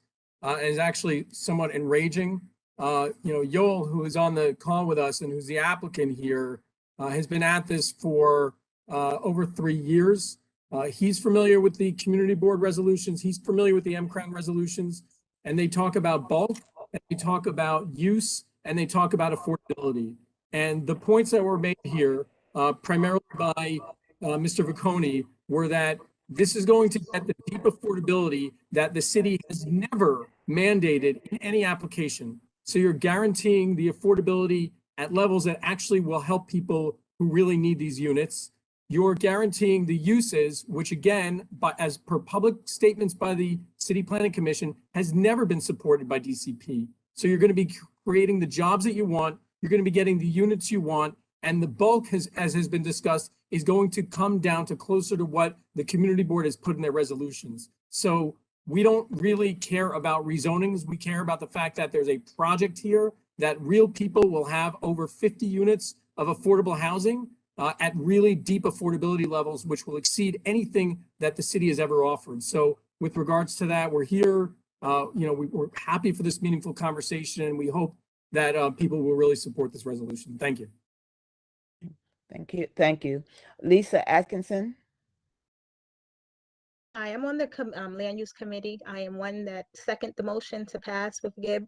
And as anyone knows, in other meetings, I was against certain votings against that was put up for other landlords. The reason why, developers, the reason why I'm going for this is that from what I've seen and from what I've learned from going to the land use meetings and learning about the different rules and things, this landlord has actually, anything that we've asked, they've come back and actually done. And they're willing to work with us. And like I said, we have the MIH3 options. I'm someone that's lived in a neighborhood. I make too much for those options, and I'm still gonna want people to be able to stay within their community. And the fact that they're willing to work with us, I just wanted to say that that people need to take that into consideration. And I know there's many people that wants to vote against it to make a stand. I'm one, I want to make a stand as well. And I want us to get what we want. But I think that if we vote against these these developers, we're going to miss out on the opportunity to get what we want from developers. And if we have a good developer, we should support them and not try to make a stand against just anybody. And that's just my opinion. And I'll keep it short. Thank you. Thank you. Greg Todd. Thank you. I would have to concur with Kathy in that regard. I spent 20 minutes just trying to find the hand raise function, and I'm a board member for 19 years, so this is not easy. And in terms of the developers being flexible, I think they are simply responding to the zeitgeist, the spirit of the times. They see the handwriting on the wall. They see what's happened to the Amazon headquarters in Long Island City, what's happened to the rezoning of the South Sunset Park area. They know the day is coming where they're not going to be players much longer, I think. And I think they're desperate to try to get a deal done any which way they can. Many of you, hardly any of you, I would say, probably don't know that there's a provision in the New York City Charter, something called the 197A plan. This basically is exactly what a number of speakers were talking about, which is basically a community process for creating a plan for the community. This was done most recently, as far as I know, in the 1990s in Red Hook. And I know prominent zoning expert Tom Angotti was very involved in that. I've asked to try to get him to come to the board to speak about that experience. I raised this with Gibb. Gibb dismissed it as not practical. I think there was a term that he used. And I think that times are now very different than they were in the 1990s.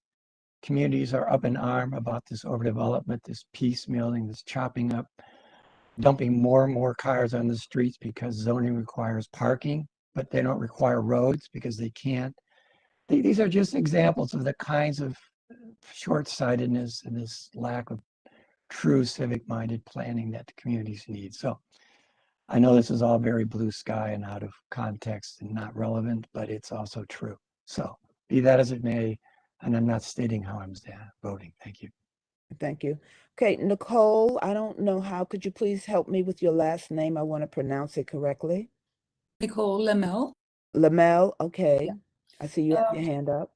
Yeah, I'm a long-term tenant and neighbor here of Crown Heights, and I'm also a land use committee voting member. And I just want to agree with like what Jack Robinson said about like the developers, like after the special land use committee meeting on October 27th, and there's supposedly a video when they thought all the members had left. There was actually laughing about the community board, the land use committee. I'm sorry, Mr. Lobel, I saw it myself.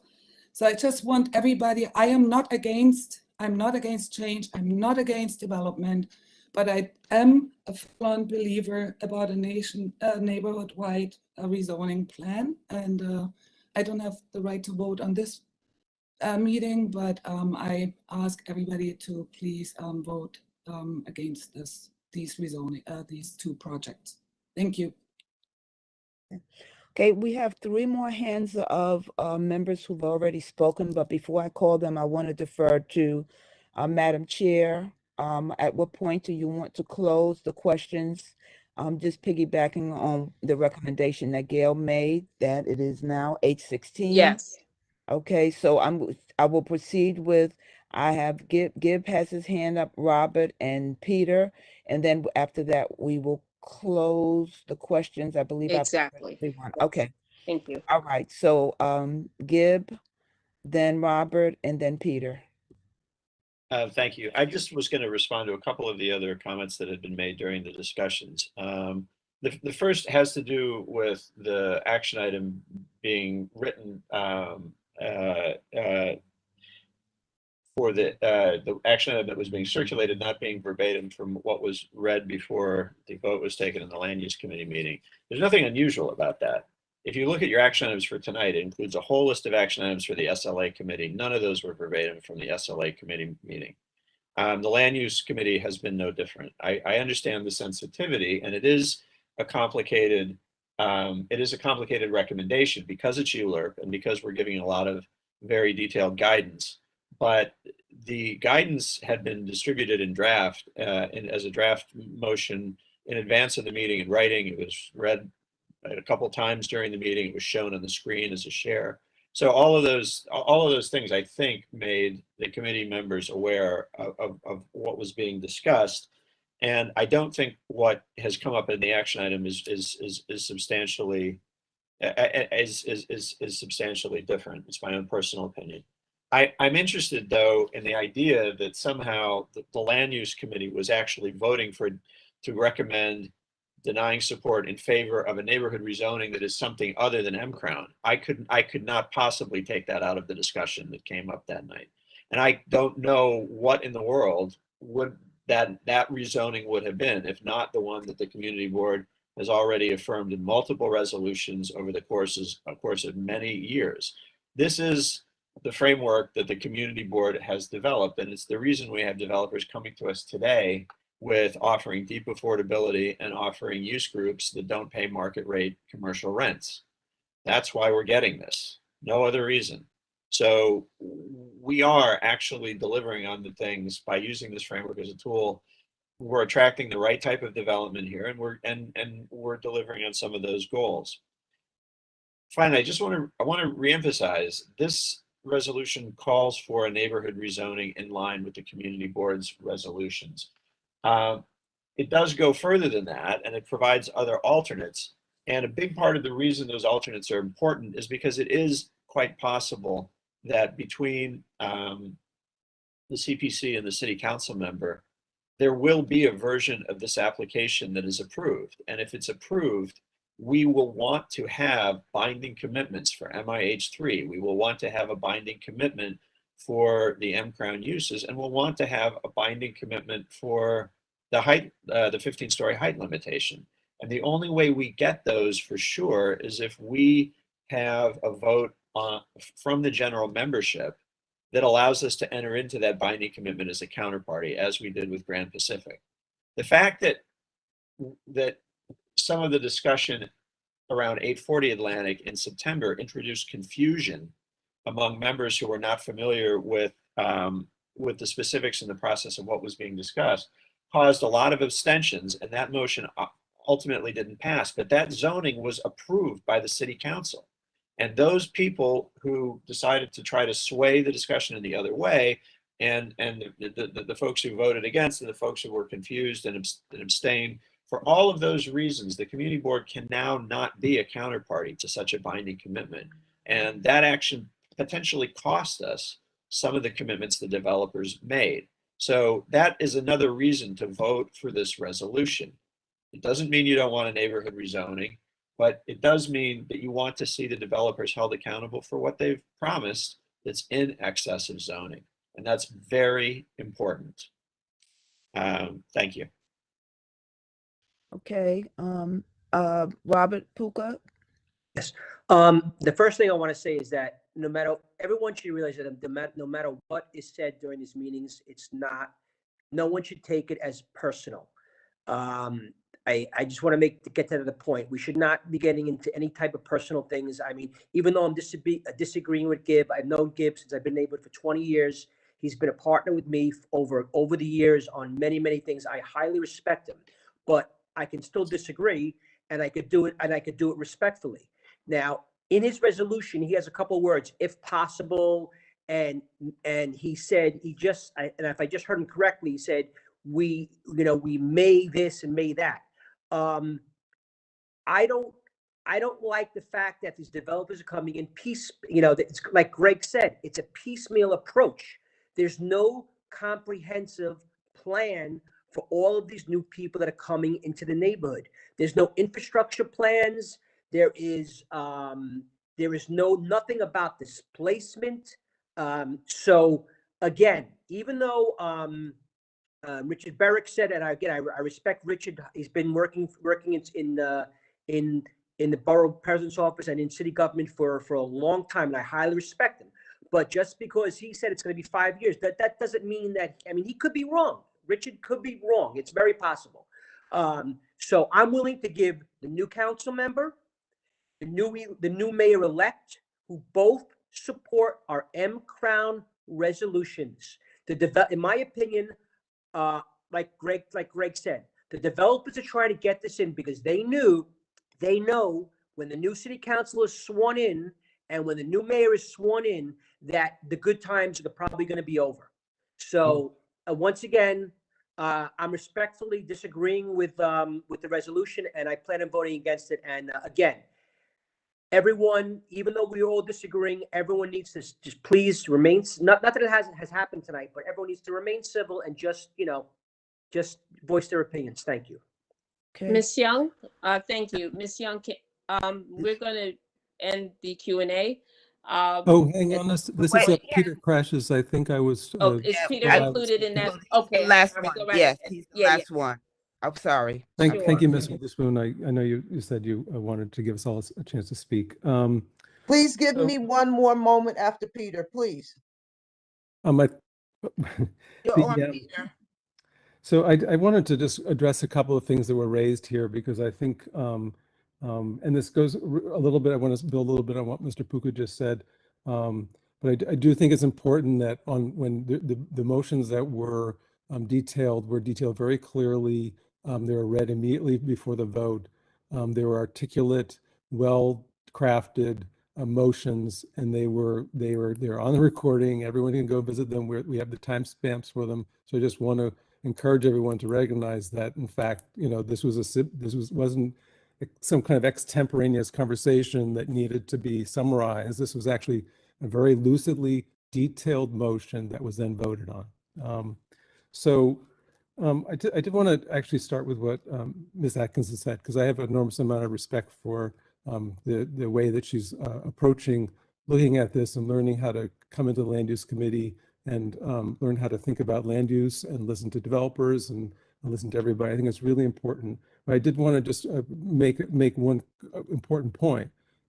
These developers aren't doing what the committee and the community board asked for. The community board, the current council member, Majority Leader Cumbo, and Eric Adams, who's going to be the next mayor, all signed a letter which said that the FAR that which is the floor area ratio, should be 7, and that would suggest that this is meant to be what's called a C6-2A, or I know this is all mumbo jumbo, R8A equivalent, residential 8A equivalent building.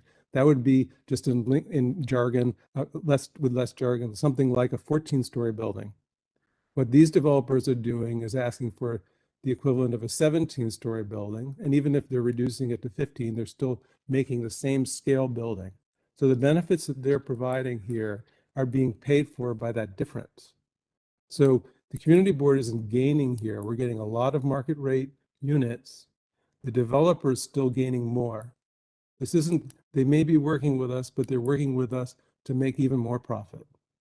And I think it's important in this context to keep in mind that we have the way that the neighborhood-wide rezonings work, the more we chisel away at the incentive of a city to actually treat this as a neighborhood-wide area that needs to be rezoned, the more of these large applications that you let go through, the more leverage the community cedes.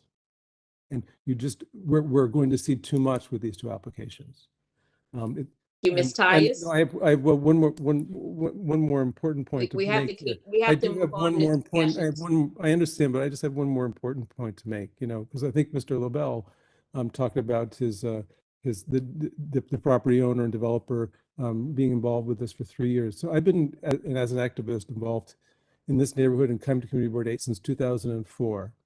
And I've been trying, because we live very close to a landing yards, we've been seeking accountability from developers from that time.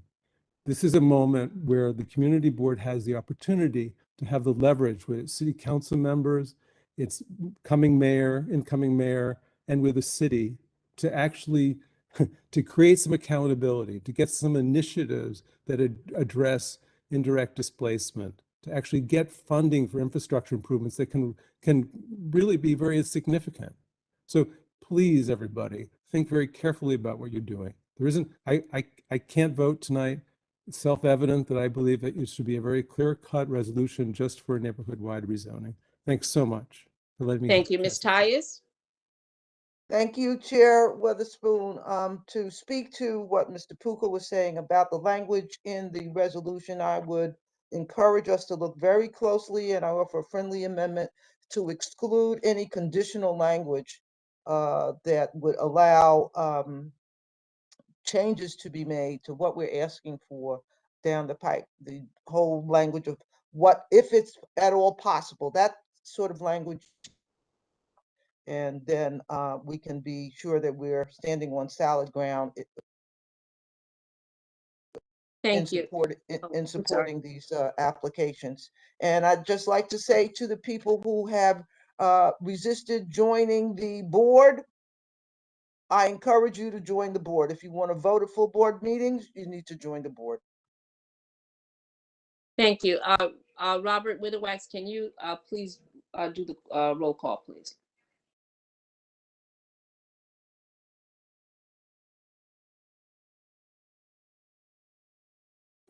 Ms. Tyus, did you make a friendly amendment there?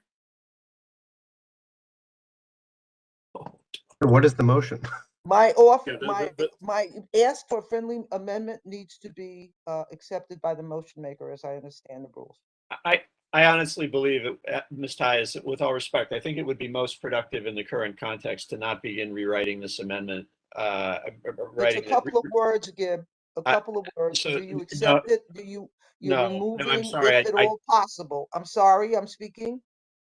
So I'm asking that the phrase "if possible" be removed. That's very simple. It's not rewriting the entire motion. The motion is the motion is a list of priorities, and so the "if possible" it's actually "if not possible" is the phrase, and that's important to designate what the priorities are. So if we remove that, there would be no way of knowing, for instance, that the first priority is for a neighborhood rezoning in accordance with the M-Crown resolutions. So I don't believe it would be appropriate to take that language out. No, I'm sorry. Ms. Witherspoon, would you like me to just reread the action item? Please. All right. So as put forth in the motion, the Land Use Committee recommends that the application be withdrawn in favor of a neighborhood-wide rezoning, the M-Crown proposal. If that is not possible, the committee recommends the following possible scenarios as options to ensure we, the community, make use of the direction and preserve our options in telling participants in the ULURP process what our preferences are. 1, that the applicant withdraws its applications and files a zoning text amendment to create a contextual variation of the existing C6-1 zoning district with required non-residential frontage, consider the regulation special enhanced commercial district with a base FAR of 6 and an incentive FAR of 1 for non-residential use. 2, if number 1 is not possible, that in lieu of the proposed 6-3A district, lots 10, 11, 12, 14, 16, 15, and 16 be rezoned C6-2A, matching the zoning of lots 9 and 10, that all lots be mapped MIH option 3, and that the following further action be taken. A, that the applicant make a binding commitment to restrict the use of a minimum of 4,700 square feet to floor area use groups 7B, 8B, 9A, 11, 16A, 16D, 17B, and 18A, to offer required affordable apartments under MIH option 3, to limit building height to 15 stories. If A is not possible, then the applicant makes a binding commitment subject to the establishment of 6-2A zoning to restrict residential use on the lots to 5.2 FAR. And if C is not possible, sorry, that should be if B is not possible, the lots to be rezoned C4-5D. So again, we've got, we prefer an M crown, then we file a zoning text amendment. If that is not possible, we file a different one with a couple different viewpoints in the middle. The motion is made. Shall I call the roll? Kiermany Allison. Yay. Glinda Andrews. Oh, thank you, Mr. Allison. Glinda Andrews. Yes. Thank you. Desmond Atkins. Yes. Lisa Atkinson. Yes. Thank you. Julia Boyd. Gail Branch Mohammed. Yes. Thank you. Jerry Buchanan. John Buckholz.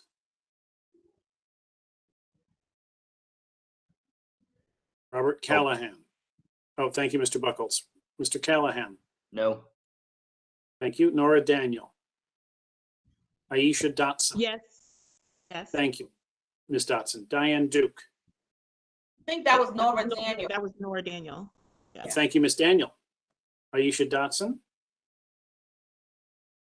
Diane Duke.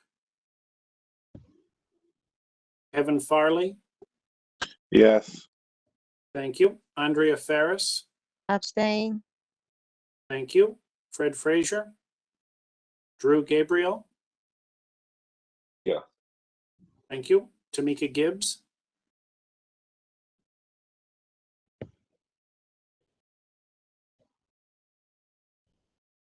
Ms. Gibbs, I'll come back to you. Nijani Granville.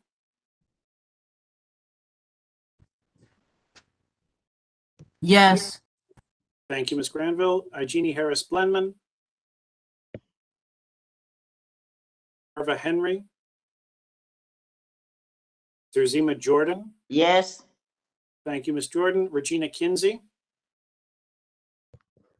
No. Thank you, Ms. Kinsey. Francis Langley. Abstain. Thank you. Sarah Lazar. No. Thank you. Mireille Lemaine. Yes. Thank you. Elaine Mahoney. Rossi Mensa. No. Thank you. Calvis Mickelsteins. No. Thank you. Alicia Nocenzo. Abstain. Thank you. Fiora Ortiz Joyner. Yes. Thank you. Robert Puka. No. Thank you. Yaya Raji. Yes. Thank you. Celine Rosado.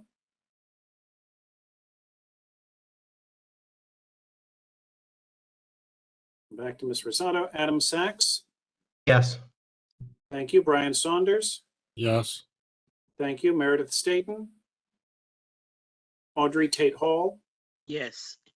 Thank you. Mark Thurton. Yes. Thank you. Greg Todd. Abstain. Thank you. Ethel Tyus. Yes.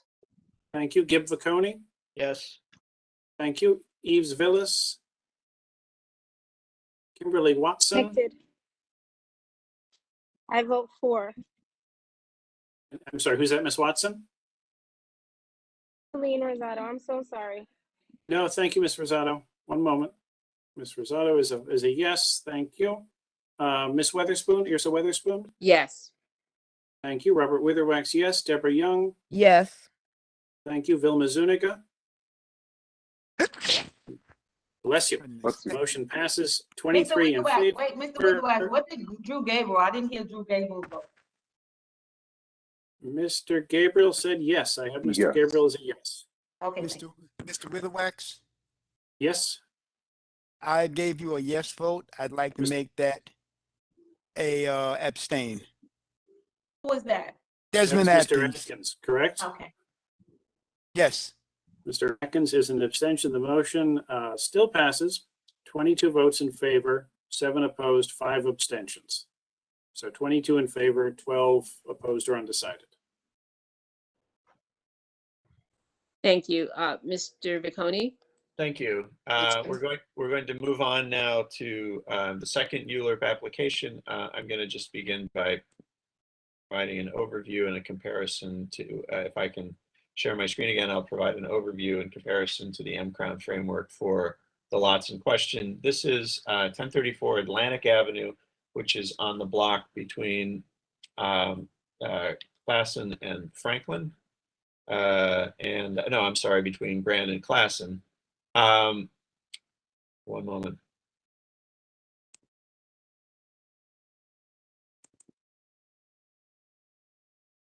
So once again, just to look at the lot in question,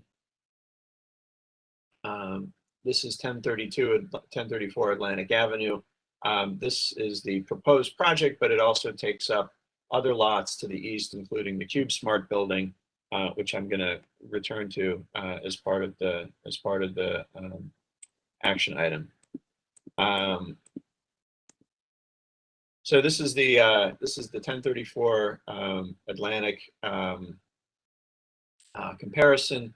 This is a little bit more complicated because it spans 2 subzones of the M-Crown framework, the C subzone on Atlantic Avenue and the MX subzone. So what you see here under the M-Crown column is what would have been required under the framework combined for both of those lots. And again, Mr. Cassius made the comment that the additional zoning, the additional floor area for residential is subsidizing these other aspects of the applications, including the additional floor area for M-Crown uses and deeper affordability. He's absolutely right about that. That is exactly what the applicants are proposing.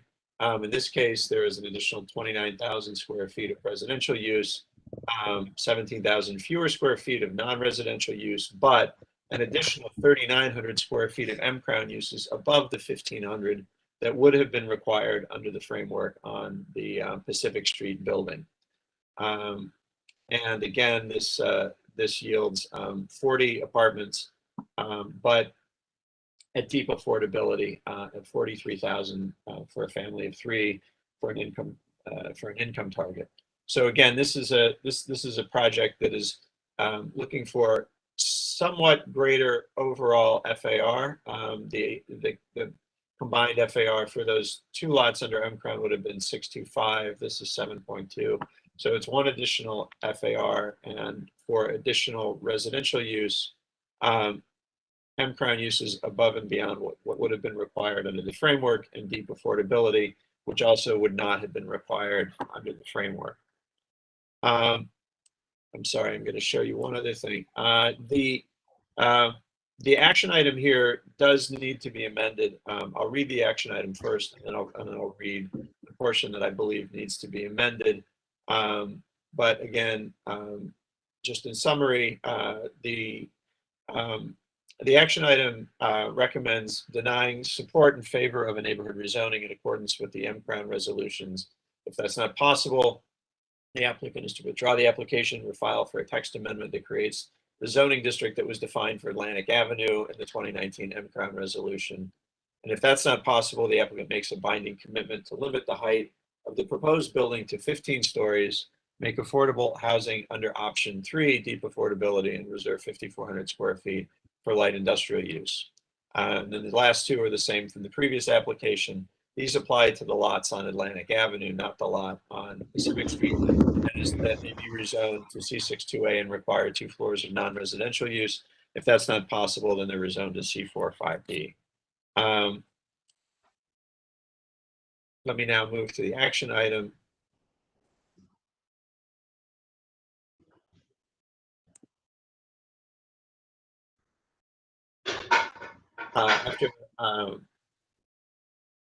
After much discussion and a few failed motions, the recommendation that came out of the committee is the following. The Land Use Committee recommends that the application be withdrawn in favor of a neighborhood-wide rezoning, the MCRON proposal. If that's not possible, the committee recommends the following possible scenarios as options to ensure we, the community, make, no, I'm sorry, no, that is the right application. If that is not possible, the committee recommends the following possible scenarios as options to ensure that we, the community, make use of the direction and preserve our options in telling participants in the ULURP process what our preferences are. That the applicant removes lots 29, 30, and 40 from its application and files a zoning text amendment to create a contextual variation of the existing 361 zoning district with the required non-residential frontage consistent with the regulations of the Special Enhanced Commercial District with base FAR of 6 and incentive FAR of 1 for non-residential use. If that is not possible, then in lieu of the proposed C63A district, lot 40 be removed from the application, that all lots be mapped MIH options 1 and 3, and the following further action be taken.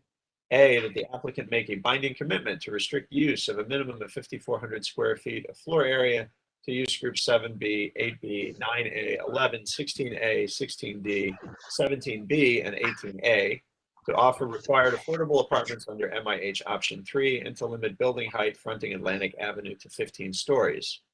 If A is not possible, that lot 40 be removed from the application and the applicant make a binding commitment to the establishment of C62A zoning in lieu of the proposed C63A zone to restrict residential use on lots 29 and 30 to 5.2 FAR.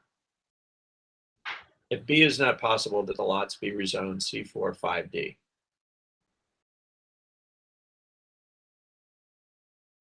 And that is the recommendation of the Land Use Committee. And I will turn the floor back over to the chair. Thank you. Yes, do we have a motion for this application? So moved. Is there a second? A second. Lisa Atkinson. Thank you.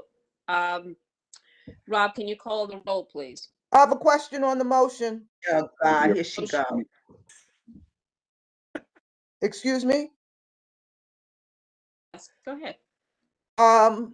Who makes the decision on what's possible in this decision tree?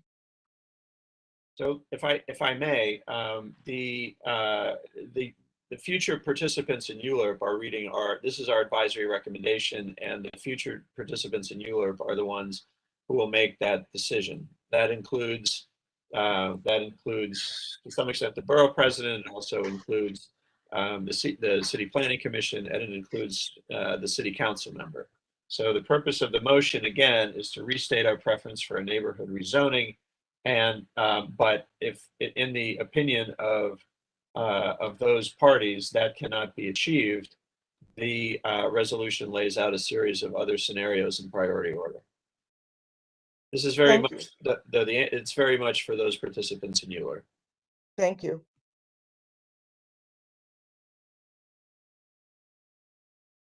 Are any of these hands up new or are these old hands? Because some of them look like they're a holdover from last one. Mine is new. Okay, and who was Opuka? Okay, thank you.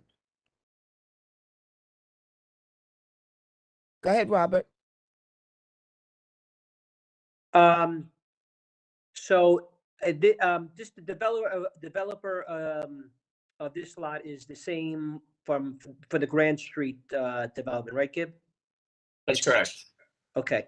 And what did we got binding commitments out of him for the Grand Street, correct? That's correct, and he's performing on the commitments to date.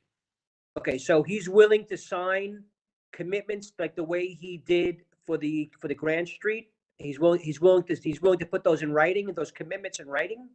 He's in the meeting now, so I think he should answer that question. Okay. Am I allowed to speak? Yes, please. Yes, we're willing to sign a restrictive declaration and the community benefits agreement. So yes, we were the first ones to do it on the previous one. We submitted the drawings and the filing set to the community board for Grand Avenue, just like we were supposed to. We are building the exact building we were supposed to build, and we're happy to do it another time. Okay. Thank you. No problem. Okay, Peter Crashes, I'm sorry. Yeah, thank you. I'm going to be brief, but I just am going to reiterate my point here. I just would say that, for example, in Grand Pacific, and I think this really speaks to the level of achievement that that the community board can get moving through this process in this way, that with Grand Pacific, we've got 20% of the ground floor space dedicated to a manufacturing use that, and gave 20% more FAR for the building itself. So in terms of this is really the same thing. I'm not going to reiterate the same points because they carry all the way through. I'm just going to only make an appeal that the community board reject this application and move for a neighborhood-wide rezoning. Thanks. Thank you. Nicole?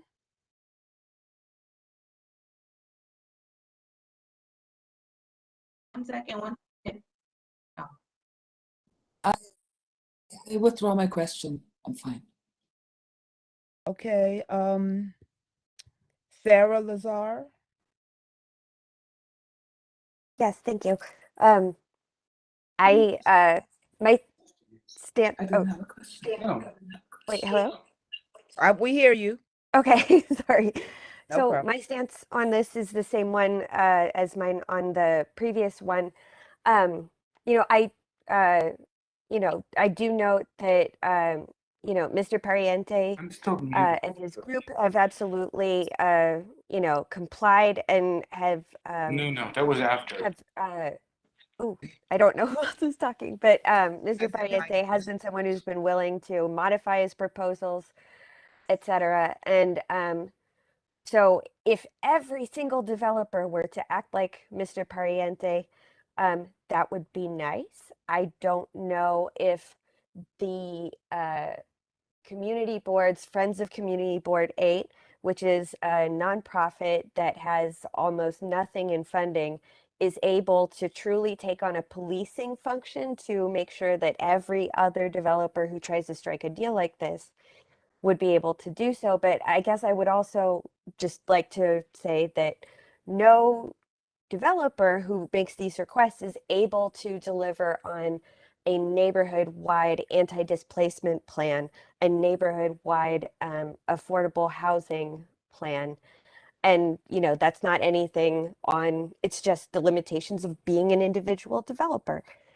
So I know that people are going to probably vote in a similar way to the last application, but I just want to exhort the land use committee to, take the note that people in the community want to see the neighborhood treated holistically.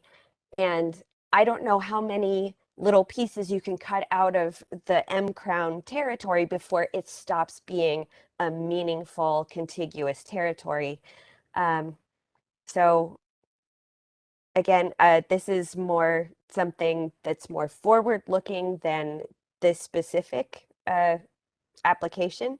I would also like to bring up what I brought up at the land use committee meeting, which is that this particular application is just a couple of blocks over from the Bedford Atlantic Armory, which is not technically included in M Crown, but it is a big publicly owned piece of land that is currently occupied by homeless men. And, this is something that these people's likelihood of being able to stay in the neighborhood is going to be affected by every single decision. So I would just really hope that this community board can take seriously the idea that this holistic neighborhood planning process is really something that people are hungry for. So thank you. Okay, thank you. Jack Robinson. Hi, I just wanted to address like maybe a precedent that we're setting about cutting through a whole block, like from Atlantic to Pacific. This project goes straight through. And how that sets a precedent for anything going forward. I mean, it's kind of the definition of like spot zoning. It's absolutely out of context. Like it has nothing to do with the rest of the block. And it seems like we're diluting the idea of M Crown. Like I was never like a big proponent of M Crown, but I like it, and I know that Gib and like he sold me on it. Like I'm like, yes, absolutely, how passionately he talks about M Crown, but it's being diluted, and I think it's not going to be easier the next time to stand up to this. Thank you. Please vote against. Okay, Ellie, am I pronouncing this correctly? Is that Ellie? me? Oriente? Yes, thank you. Yes, that's Ellie. Yeah.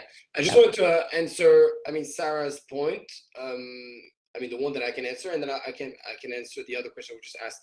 As far as the mechanism to enforce, well, I'm also going to take this occasion to basically just thank the incredible amount of work that the community board is doing behind these meetings. You know, I don't know if everybody understands the amount of resources that go into this between Gib, Mr. Witherwax, the attorneys, Ethel Tias, drafting, negotiating this community benefits agreement, making sure that it gets recorded. I mean, I know it doesn't sound like it, but this is a tremendous amount of work. And I don't know that everyone on this board understands that there's a lot of work and coordination that goes on after these votes, you know, with the different actors of the community board. And, you know, thank God we've all been working in good faith, and has worked out great. And I just wanted to take this opportunity to thank them. But as far as the mechanism for enforcement, Sarah, the way it was done is that on the filing set with DOB, we put the use group that we're allowed to use on the DOB set. That ultimately makes its way into the CFO, the certificate of occupancy, which means that if there's ever a non-compliant use in, for example, the ground floor, the friends of community board A don't even have to get involved. DOB will start with the violations by themselves. So at the very first level, when we file plans, we make sure that the plans are complying with the restrictive declaration and the commitments that we made. And I think that was the one point that I could answer. And then now that I spoke, I forgot what was the second question. Okay. But you know, if somebody wants to remind me, I'll be happy to answer. I mean, it was also about whether, I mean, there are just things that you as an individual developer just can't provide. Yeah, no, there are certain things that a city can provide that you can't. Yeah, no, I'm not going to claim to do that. The one thing I'm going to tell you though is that there is something a little bit unfair going on against developers here, because we're being sent to you guys by city planning, who's asking for more density and not even, you know, not really defending it. And we're here working in good faith with you guys to give you as much as you want to see on our front, right? We're not dictating anything. All of these, you know, requests about the deep affordability, the M Crown use, the lower building, these are all things that came from you guys.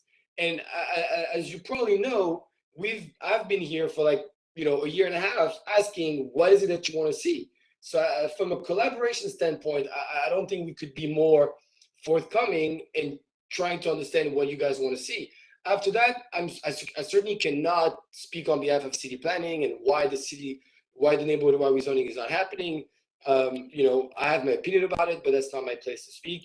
But I just wanted to say that, you know, we've really bent over backwards to try to be amenable to as many requests as possible. And I just hope, you know, you understand. But obviously I understand that it doesn't replace city planning's job.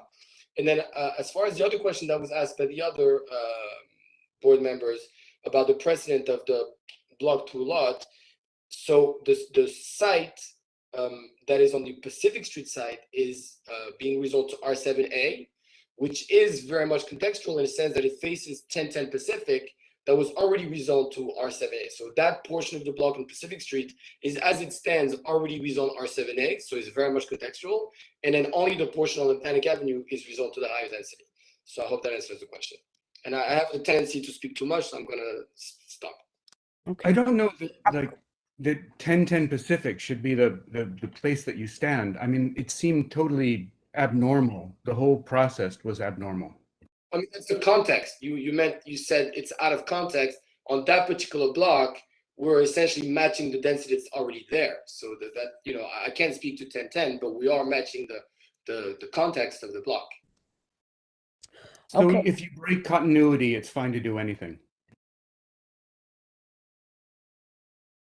That's not what I said, but I don't want to. That's not my place to speak. I can only say that we matched the city planning's recommendation for density as well as what was already done on that block.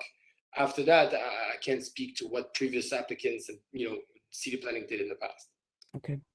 Okay, I'm going to acknowledge the next few individuals that I have not called on yet, and I'm going to defer to the chairwoman Witherspoon to say that after these individuals speak, can we proceed with the roll call?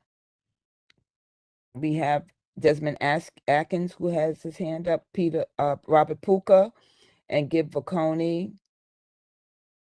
I think those are the individuals that I had not recognized thus far. So, Madam Chair, is it okay after that we close the questions after these individuals speak? Yes, that would be fine, Ms. Young. Okay, thank you. Okay, Desmond Atkins, Robert Puka, and then Gib Vaconi. Thank you, Ms. Young. Can you hear me? Yes. Okay, so this has been my point. I'm not a member of the Land Use Committee any longer. I was in a meeting and I reported that the drawings that were being shown basically made Atlantic Avenue look like 6th Avenue going up towards Central Park. Department of City Planning is asking, as stated by Mr. Pariente, asking to create more density. And I believe that more density is being driven by the developers and the bankers. There are several other boroughs, and I've noticed that Community Board 8 is always working very hard to get things done, and then we get dumped on in the end. Because I have not been as what appears to be necessarily diligent in these negotiations and looking at the closeness of all of the in-house votes, there is no consensus, basically. I mean, you're eking things out on a razor's edge in both developments coming along Atlantic Avenue. But I want to bring something to mind. Department of City Planning is basically giving a framework to the developers. A little while ago in Refill a August, prescription. in August, there was a storm Ida. And I was told on Brooklyn Avenue, the water was 10 inches deep minimum, running like a river. New York City's sewage system takes street overflow and residential and business and the housing overflow and puts them into one pipe. Other municipalities have separated that. We're increasing density. And Ms. Tyus did bring up the point that now we have a 1.2 trillion infrastructure bill. But I'm pretty sure no one who's planning for resiliency has decided to take every sewage pipe and duplicate it in the city. And so this is something that I don't even, because I'm not in the meetings, I don't know if this is being discussed. But I do know that my cellar flooded, my mother's house flooded, almost every person I know, their house flooded. And I know that people died in other parts of the city. And this is because I'm a firm believer that this is always about the dollar. And I don't want Brooklyn. I've been living here. I'm in my 8th decade. I don't want Brooklyn to look like Manhattan. But it seems inexorable. But besides being inexorable, increasing density without better planning for resiliency is a major problem in my mind. That's all I'm saying, and maybe I'll have to come back to land use. I thank you, Madam Chair. You're welcome. Can I speak now? This is Speak. Robert Puka. This is Robert Puka. Am I next? Yes. Okay. Yes, I'm sorry. I have a question. From what Gib mentioned, this rezoning is not just affecting Ellie's particular lot. This zoning is actually, like I said, I think he said Gib said it's including the Cube Smart building also. So we're not just rezoning just Ellie's property. We're rezoning up the Cube Smart building up into the corner also, and we have no commitments from the people that own that land about anything.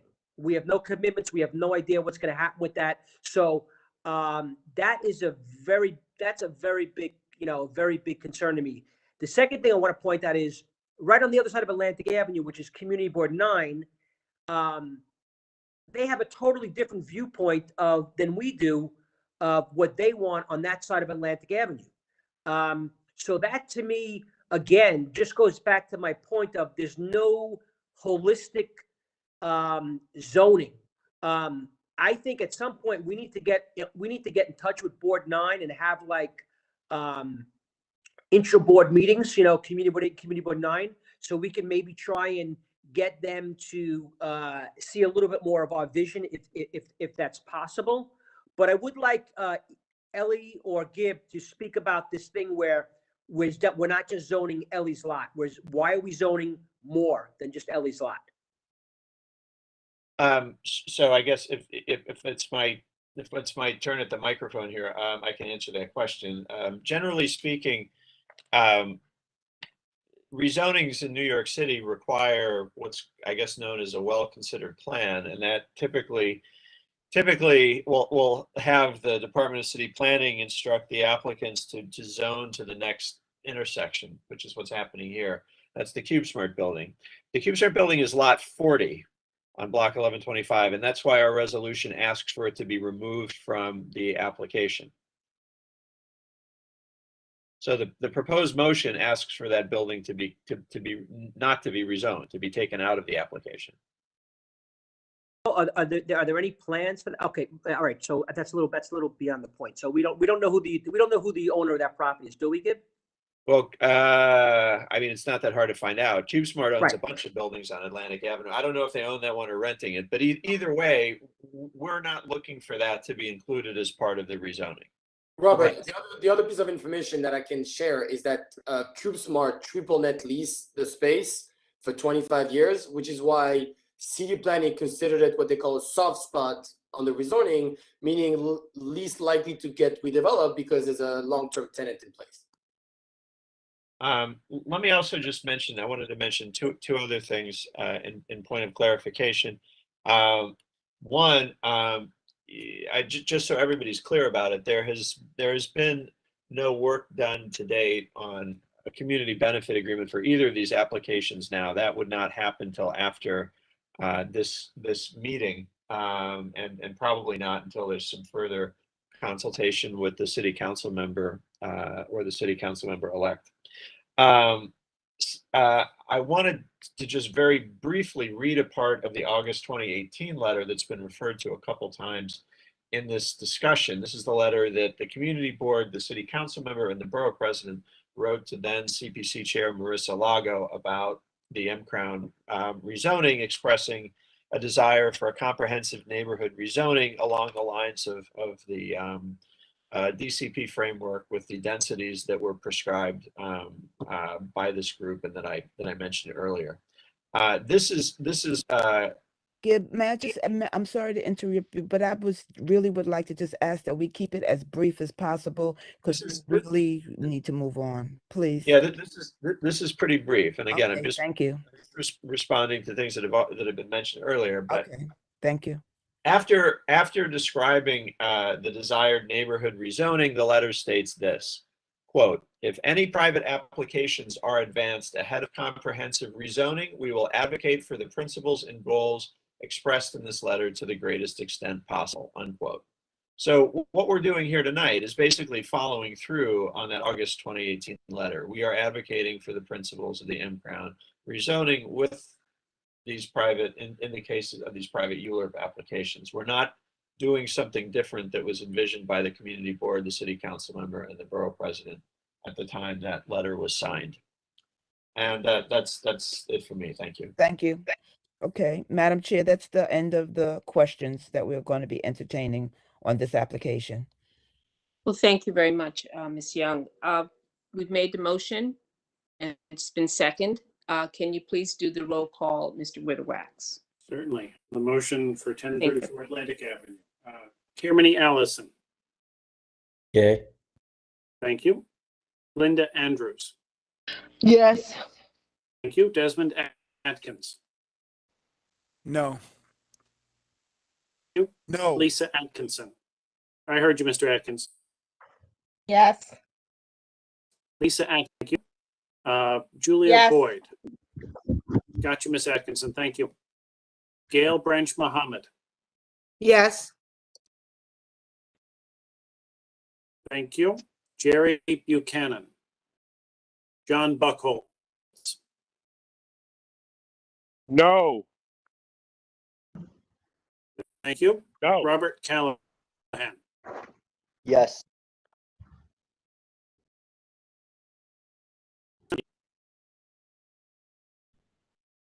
Yes. Thank you. Diane Duke. Kevin Farley. Yes.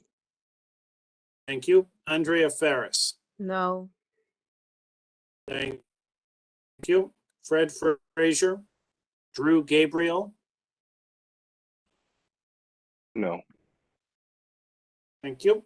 Tamika Gibbs. Has voted Igene- yes. Thank you, She's Ms. having Gibbs. problem with her, Igenie Harris. having problem with her volume, her sound, sorry. No, and that was a yes for her. Yes. Thank you. Najani Granville. Yes.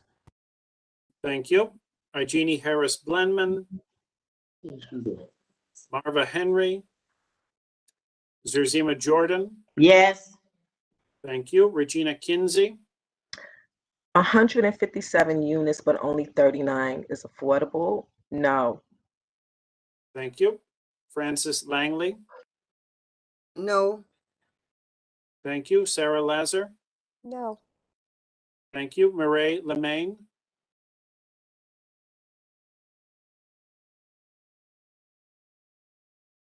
No.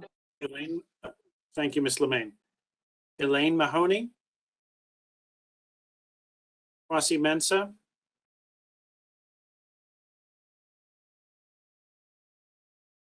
Calvis Mickelsteins. No. Thank you. Alicia Nocenzo. Thank you. Fior Ortiz Joyner. Yes. Thank you. Robert Puka.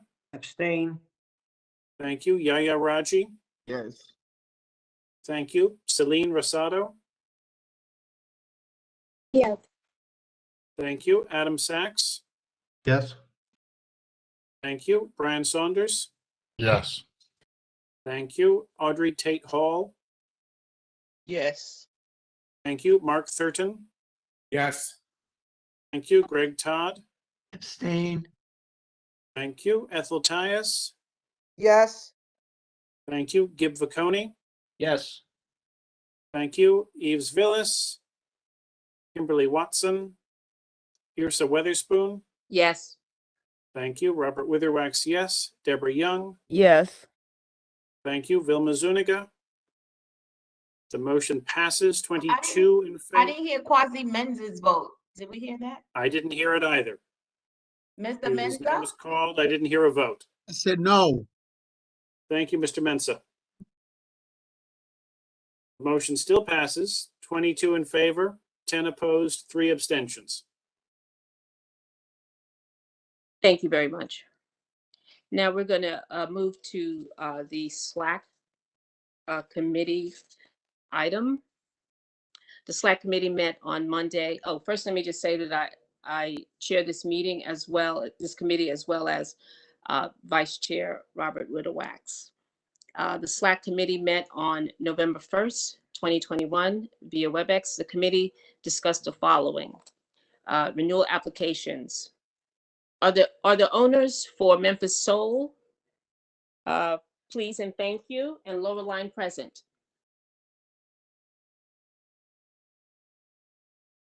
Okay, so Memphis Soul is seeking beer, wine, cider with recorded music and approved with conditions: no outdoor sound, no reserved parking, and the applicant must agree to work with the community.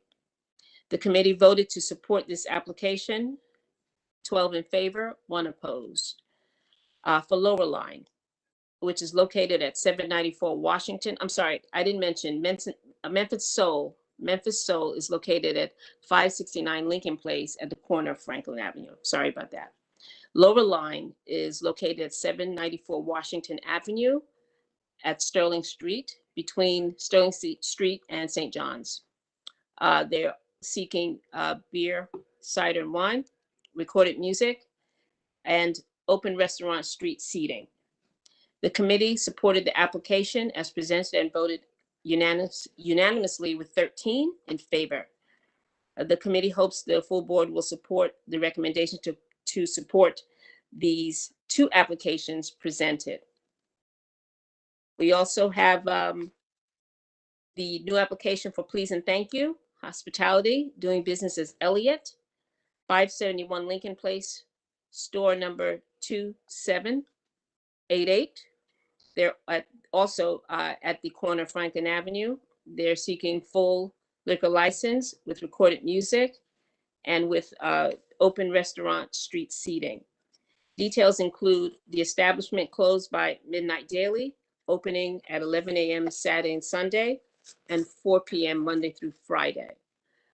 Maximum patron capacity is 27 in the interior, with 2 open restaurant seats. For the corner establishment, adding additional seating. The sidewalk of Franklin Avenue side seating is 27 feet by 6 inches, with an additional 12 by 8 space on the roadway. The open restaurant seating adds an additional 28 seats. The street seating will close by 10 p.m. daily and will open at the same time as the establishment interior. The committee voted to support this application, 11 in favor, 1 opposed, and hopes the full board supports its recommendation. Do we have any questions?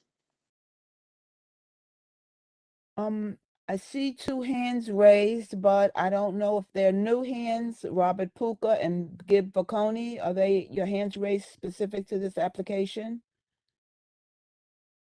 No, I'm taking my hand down. I'm sorry. Puka? Jack Robinson, your hand is up.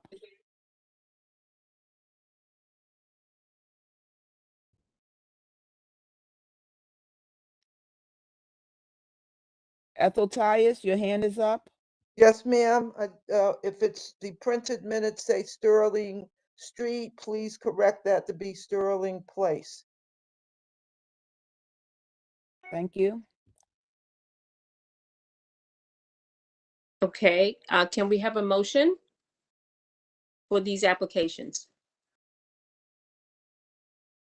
Hi, this is Sarah. I move that we support the committee's recommendation.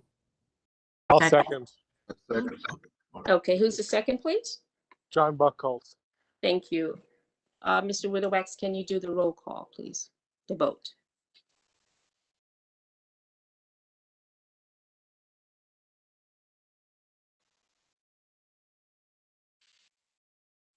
Yes, I can. Give me one moment.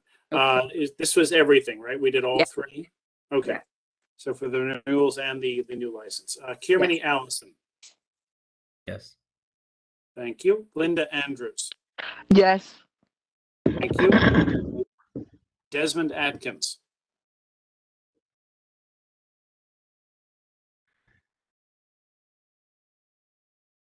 I don't hear you, Mr. Atkins. Lisa Atkinson. Yes. Thank you. Julia Boyd. Gail Branch Mohammed. Yes. Thank you. Jerry Buchanan. John Buckholtz. Yes. Thank you. Robert Callahan. Yes. Thank you. Nora Daniel. Yes.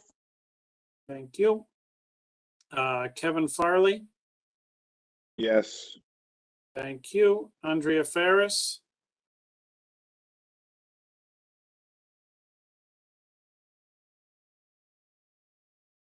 Drew Gabriel. Ms. Ferris Yes. unmuted herself, but we couldn't hear her. Oh, can you hear me now? Say yes. Thank you, Ms. Ferris. Thank you, Mr. Gabriel. Tamika Gibbs. She has said yes. Thank you. Nijani Granville. Yes. Thank you. Zerzima Jordan. Yes. Thank you. Regina Kinsey. Yes. Thank you. Francis Langley. Yes. Thank you. Sarah Lazar. Yes. Thank you. Marie Lemaine. Yes. Thank you. Kwasi Mensa. Abstain. Thank you. Calvis Mickelsteins. Yes. Thank you. Alicia Nasenzo. Yes. Thank you. Fior Ortiz Joyner. Yes. Thank you. Robert Puka. Yes. Thank you. Yaya Raji. Yes. Thank you. Celine Rosado. Yes. Thank you. Adam Sachs. Yes. Thank you. Brian Saunders. Yes. Thank you. Audrey Tate Hall. Yes. Thank you. Mark Thurton. Yes. Thank you. Greg Todd. Yes. Thank you. Ethel Tyus. Yes. Thank you. Gib Vaconi. Yes. Thank you. Irsa Weatherspoon. Yes. Thank you. Robert Witherwax, yes. Deborah Young. Yes. Thank you. The motion passes 33 in favor, 1 abstention. Thank you very much. I just wanted to just mention that the Land Use Committee meets the first Thursday of every month, and the SLAC Committee meets the first Monday of every month. Now we will hear the committee reports, starting with the seniors.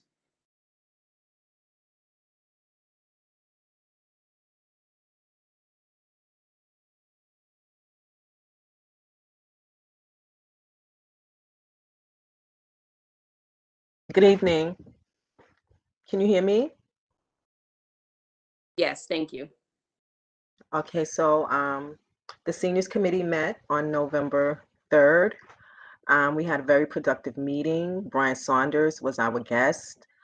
He spoke about the economics committee and how important it is to the community and how important the businesses are to the community. And he spoke about the walkthroughs and everything that the community board is doing to help the businesses. We also spoke about the 77th Precinct Community Council and how important that was, or that is, to the community. And we encouraged the seniors to participate and maybe even become members.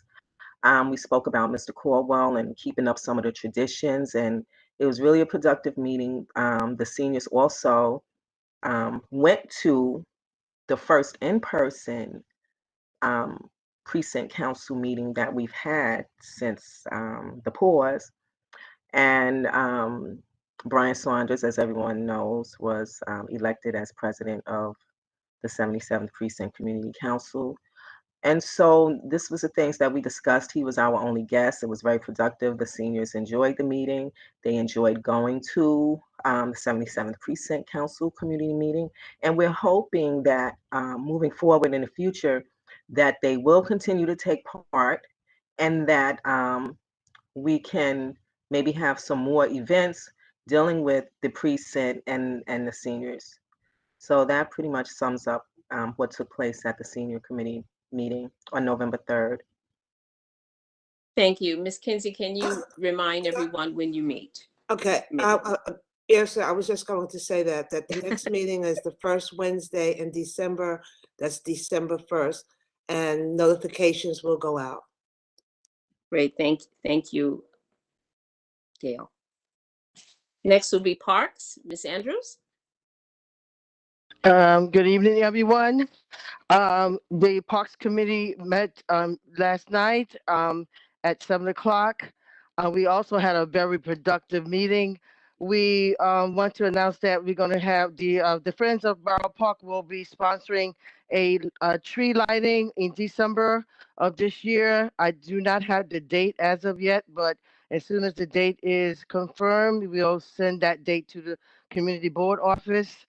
We also wanted to let you know that St. John Recreation Center is in full capacity. That means that everything is open and available for everyone to use.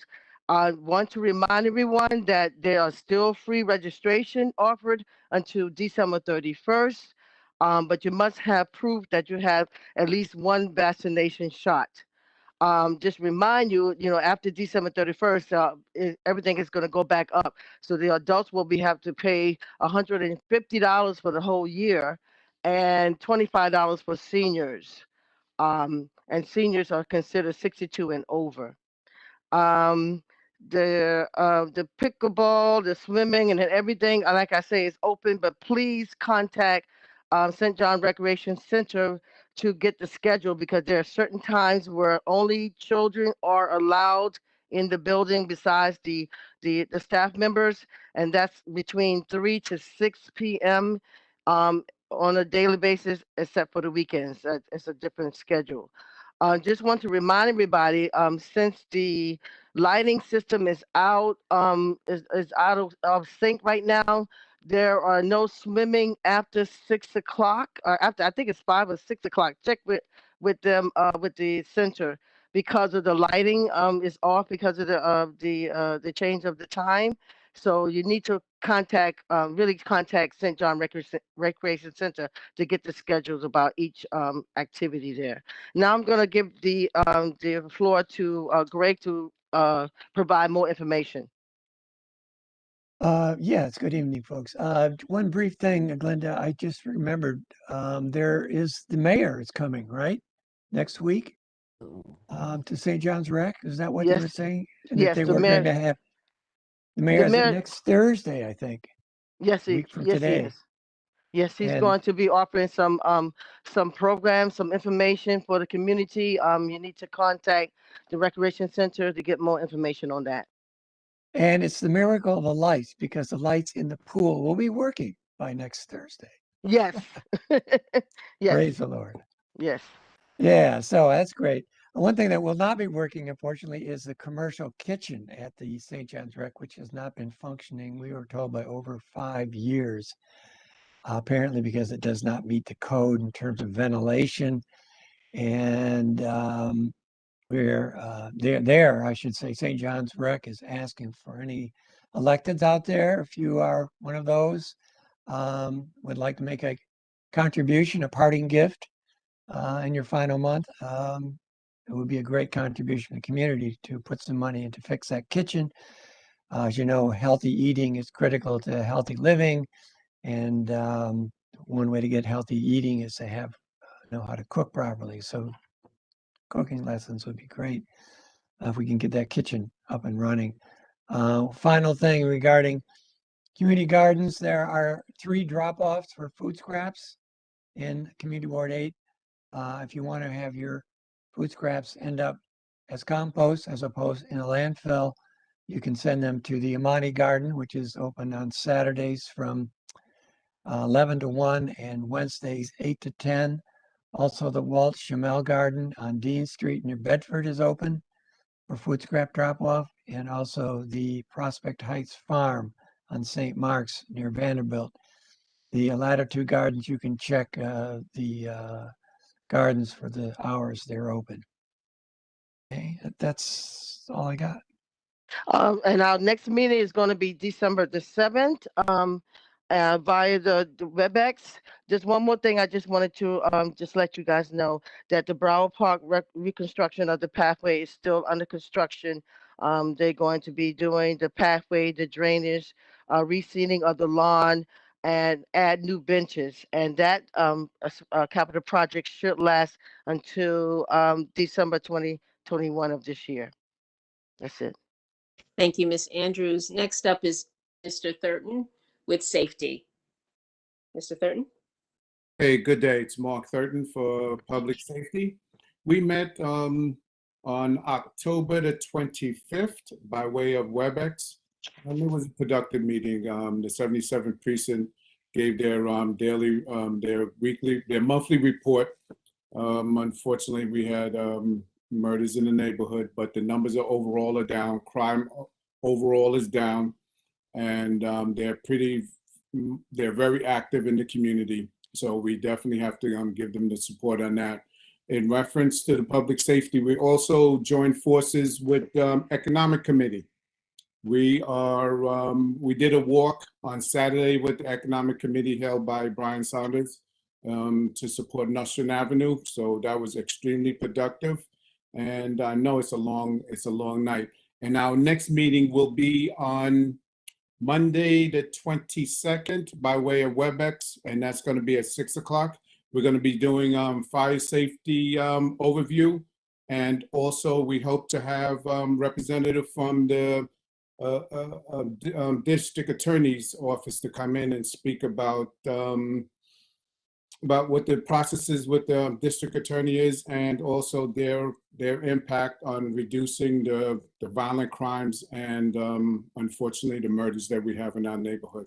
And I hope again you guys will join us on the 22nd of November to participate with us. Thank you very much. Thank you, Mr. Thurton. Mr. Widowax, EST. Thank you, Ms. Weatherspoon, the former co-chair of EST. Mr. Thurton is the current co-chair. Thank you, Mr. Thurton. We met at the end of October. We will not meet again until the end of January the 25th. So see you in 2022.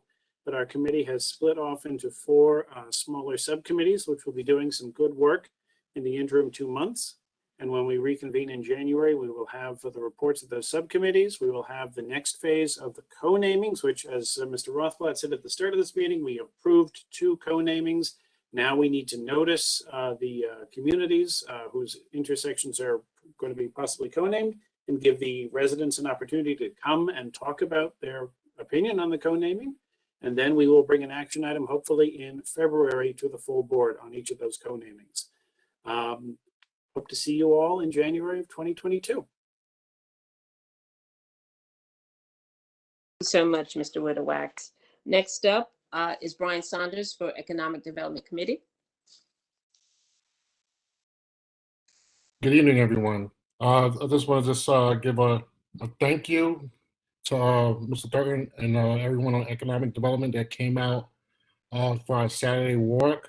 Ms. Titus, our chair, and Elaine and others. And I just want to say thank you. I couldn't do it without Drew Gabriel as well and other individuals that came out. It was a great walk we had this past Saturday, November 6th. We took the initiative to walk up and down Nostrand Avenue to collect information and basically build a relationship with the merchants that's there, to let them know that they're welcome in our neighborhood, and then we need to work together and find out their wants and needs of the wants and needs that they might have.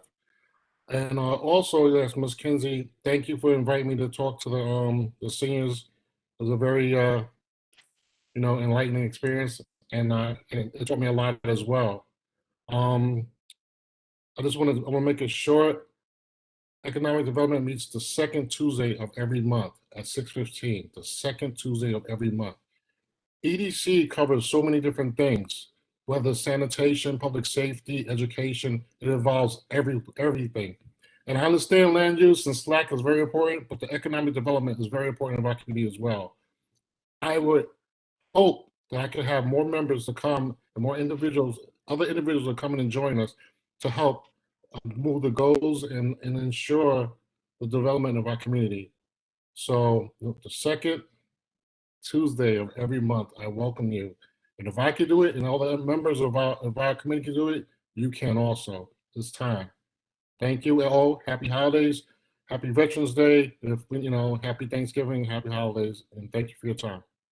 Thank you, Mrs. Saunders. I actually want to congratulate you as the new 77 Precinct President.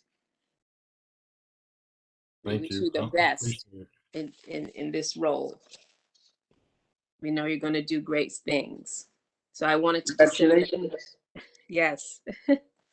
Thank you. Thank you. Thank you. All right. So now we're moving on to education and youth. That will be Nora Daniels. Ms. Daniels. Hi. Hello. Hi, everyone. We're good. The Education and Youth Committee met last Wednesday. We rescheduled because of the election. So we met last Wednesday and we discussed regrouping around our planned series for youth. We want to build on our success of this spring's event where we hosted people in the music business who discussed their career paths. And we want to continue along that way in terms of planning another event for youth in potentially non-traditional career paths. So we are excited about getting back on that path to our next event. And we're hoping everyone will come to our next meeting, which will be December 7th at 7:15. We meet on the first Tuesday of every month at 7:15. So we hope to see everybody there. I want to reiterate the congratulations for Brian Saunders for his election to president of 77th Precinct. It's really very exciting. In our committee meeting, we also discussed, before I forget, doing a joint meeting potentially with health. So I wanted to, I will be following up with them around that to do some education on vaccinations for children. Hope to see everybody at our next meeting. Again, first Tuesday of every month at 7. Thank you. Thank you so much, Ms. Daniels. Thank you, Ms. Daniels.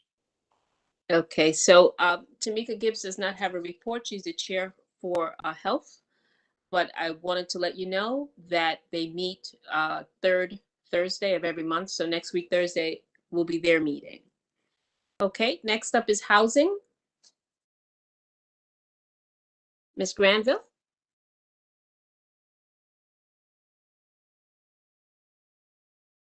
Can you hear me now? Could hear you. Really well, Okay. yes. Okay, I just wanted to make sure. Okay, the Housing Committee met on I believe it was October 13th, and we had a number of things that we had discussed. People were having issues with the fact that the banks are not as responsive as they once were in the days when the government seemed to reinforce the Community Reinvestment Act. So sometimes when you now want to refinance as a person of color, you're having a lot of problems getting the responses that you need in a timely fashion. I think it has a lot to do with the fact that when we had an economic crisis, the banks were just giving money and nobody made them accountable for any of those monies to make sure that they were actually helping people. And then when we had the COVID situation, a lot of people found that they couldn't get money from the banks the way it was advertised. They made it sound as though the money would be readily available, and it wasn't unless you happen to have an established relationship with a particular bank. The other thing that came through,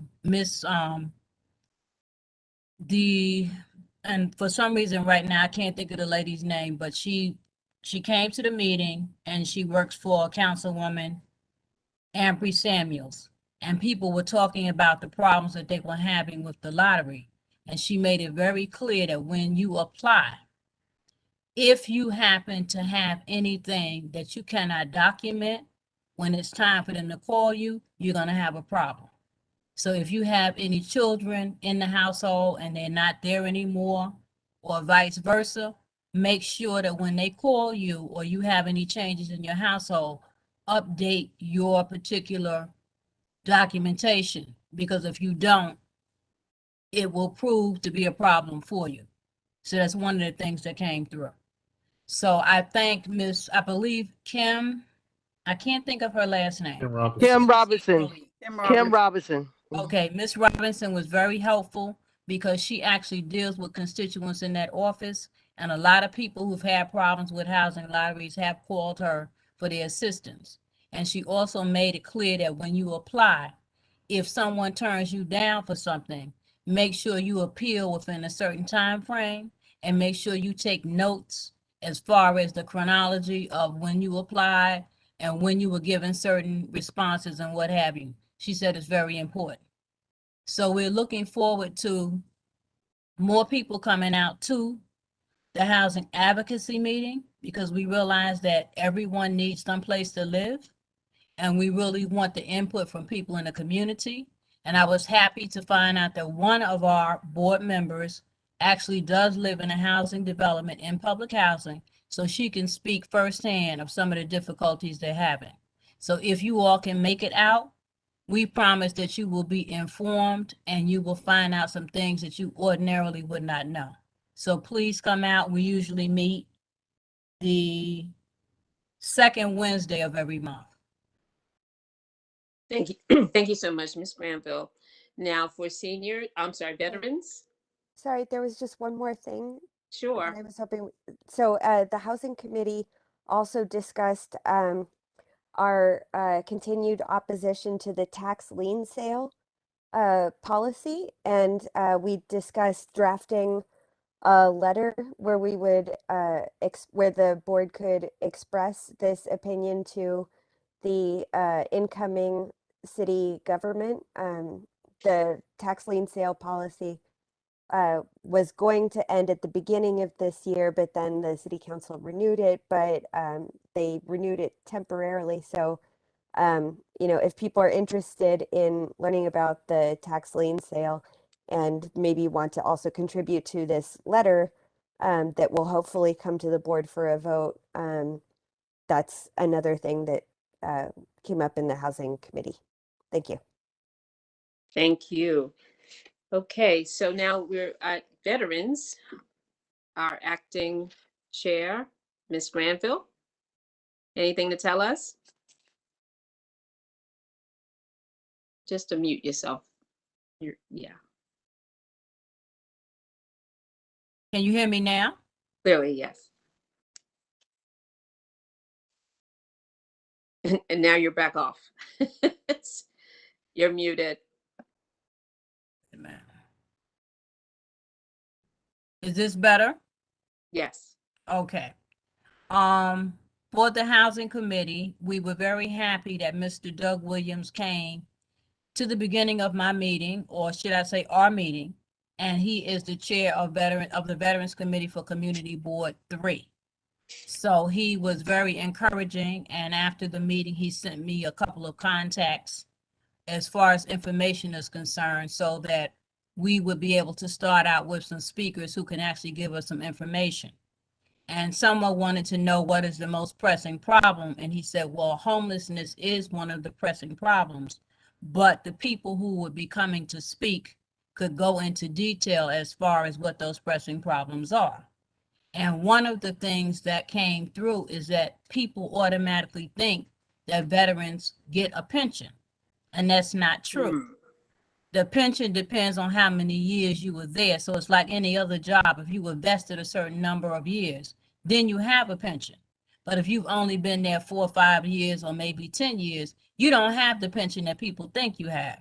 So that was an eye opener for some of us, because some of us had never thought about it like that. So of course, if you don't have a job and you don't have a pension, then of course you have a problem finding someplace to live. And we're finding out that some real estate people don't like dealing with the veterans' applications because they say they're complicated. So they have a hard time after serving the country, putting their lives on the line, actually getting somebody to recognize the benefits that they're entitled to. The other thing that came up is the fact that there is some question in New York State as to who exactly is entitled to property tax exemptions as veterans. And we're hearing that even though people who did not fight, I think it's if you fought after the Cold War or something, you're supposed to be entitled to the exemption. But one of our members said, as far as she understood it, there might be a problem in the fact that the law does allow for the exemption, but somehow the administrative process doesn't work with that.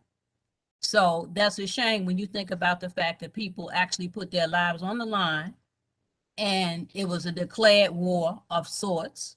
And now you're telling people that they're not entitled to that property tax exemption. So if you come out to our meetings, hopefully we'll be having some people from Veterans Affairs who can explain to us further exactly how that works. Oh, and I was invited to a Veterans Appreciation Parade this past Saturday on Fulton Street, and it was very well organized. They had the street blocked off from Schenectady up to Saratoga. And at the high school at the end, I think it was IS-2, not high school, it was IS-271. They actually had resource tables set up. They had a full program. They had speakers and it was very nice. And we will probably be asked to participate a little more fully next year. But for this year, everything was done by Community Board 16 and Community Board 3. So I'm hoping that next year we can be involved in the planning and we can actually have some faces that represent our community at that particular event. And it was so nice because they had a band, they had, it was just a community type spirit to see the street blocked off, to see the young people out there with their instruments and everything. It was really, really nice. So I hope some other people can take advantage of it next year. Thank you. I actually watched that parade. I was there. Thank you so much. I just want to remind everyone that you meet the third Tuesday of every month. Yes. Veteran. Yes. Okay. Thank you. Okay, so we're winding down. I just really want to thank you all for your patience and this time spent on just really dealing with some very important matters to the community. We really appreciate your time and your energy. And I really want to, happy Veterans Day to all our active and inactive servicemen and women. And also to wish you all a happy Thanksgiving. Is there anything further? If not, I'd like to make an motion to adjourn this meeting. I second. I third it. All right. Thank you so much and see you next month. Blessings. Thank you. Thank you. Good night. Okay.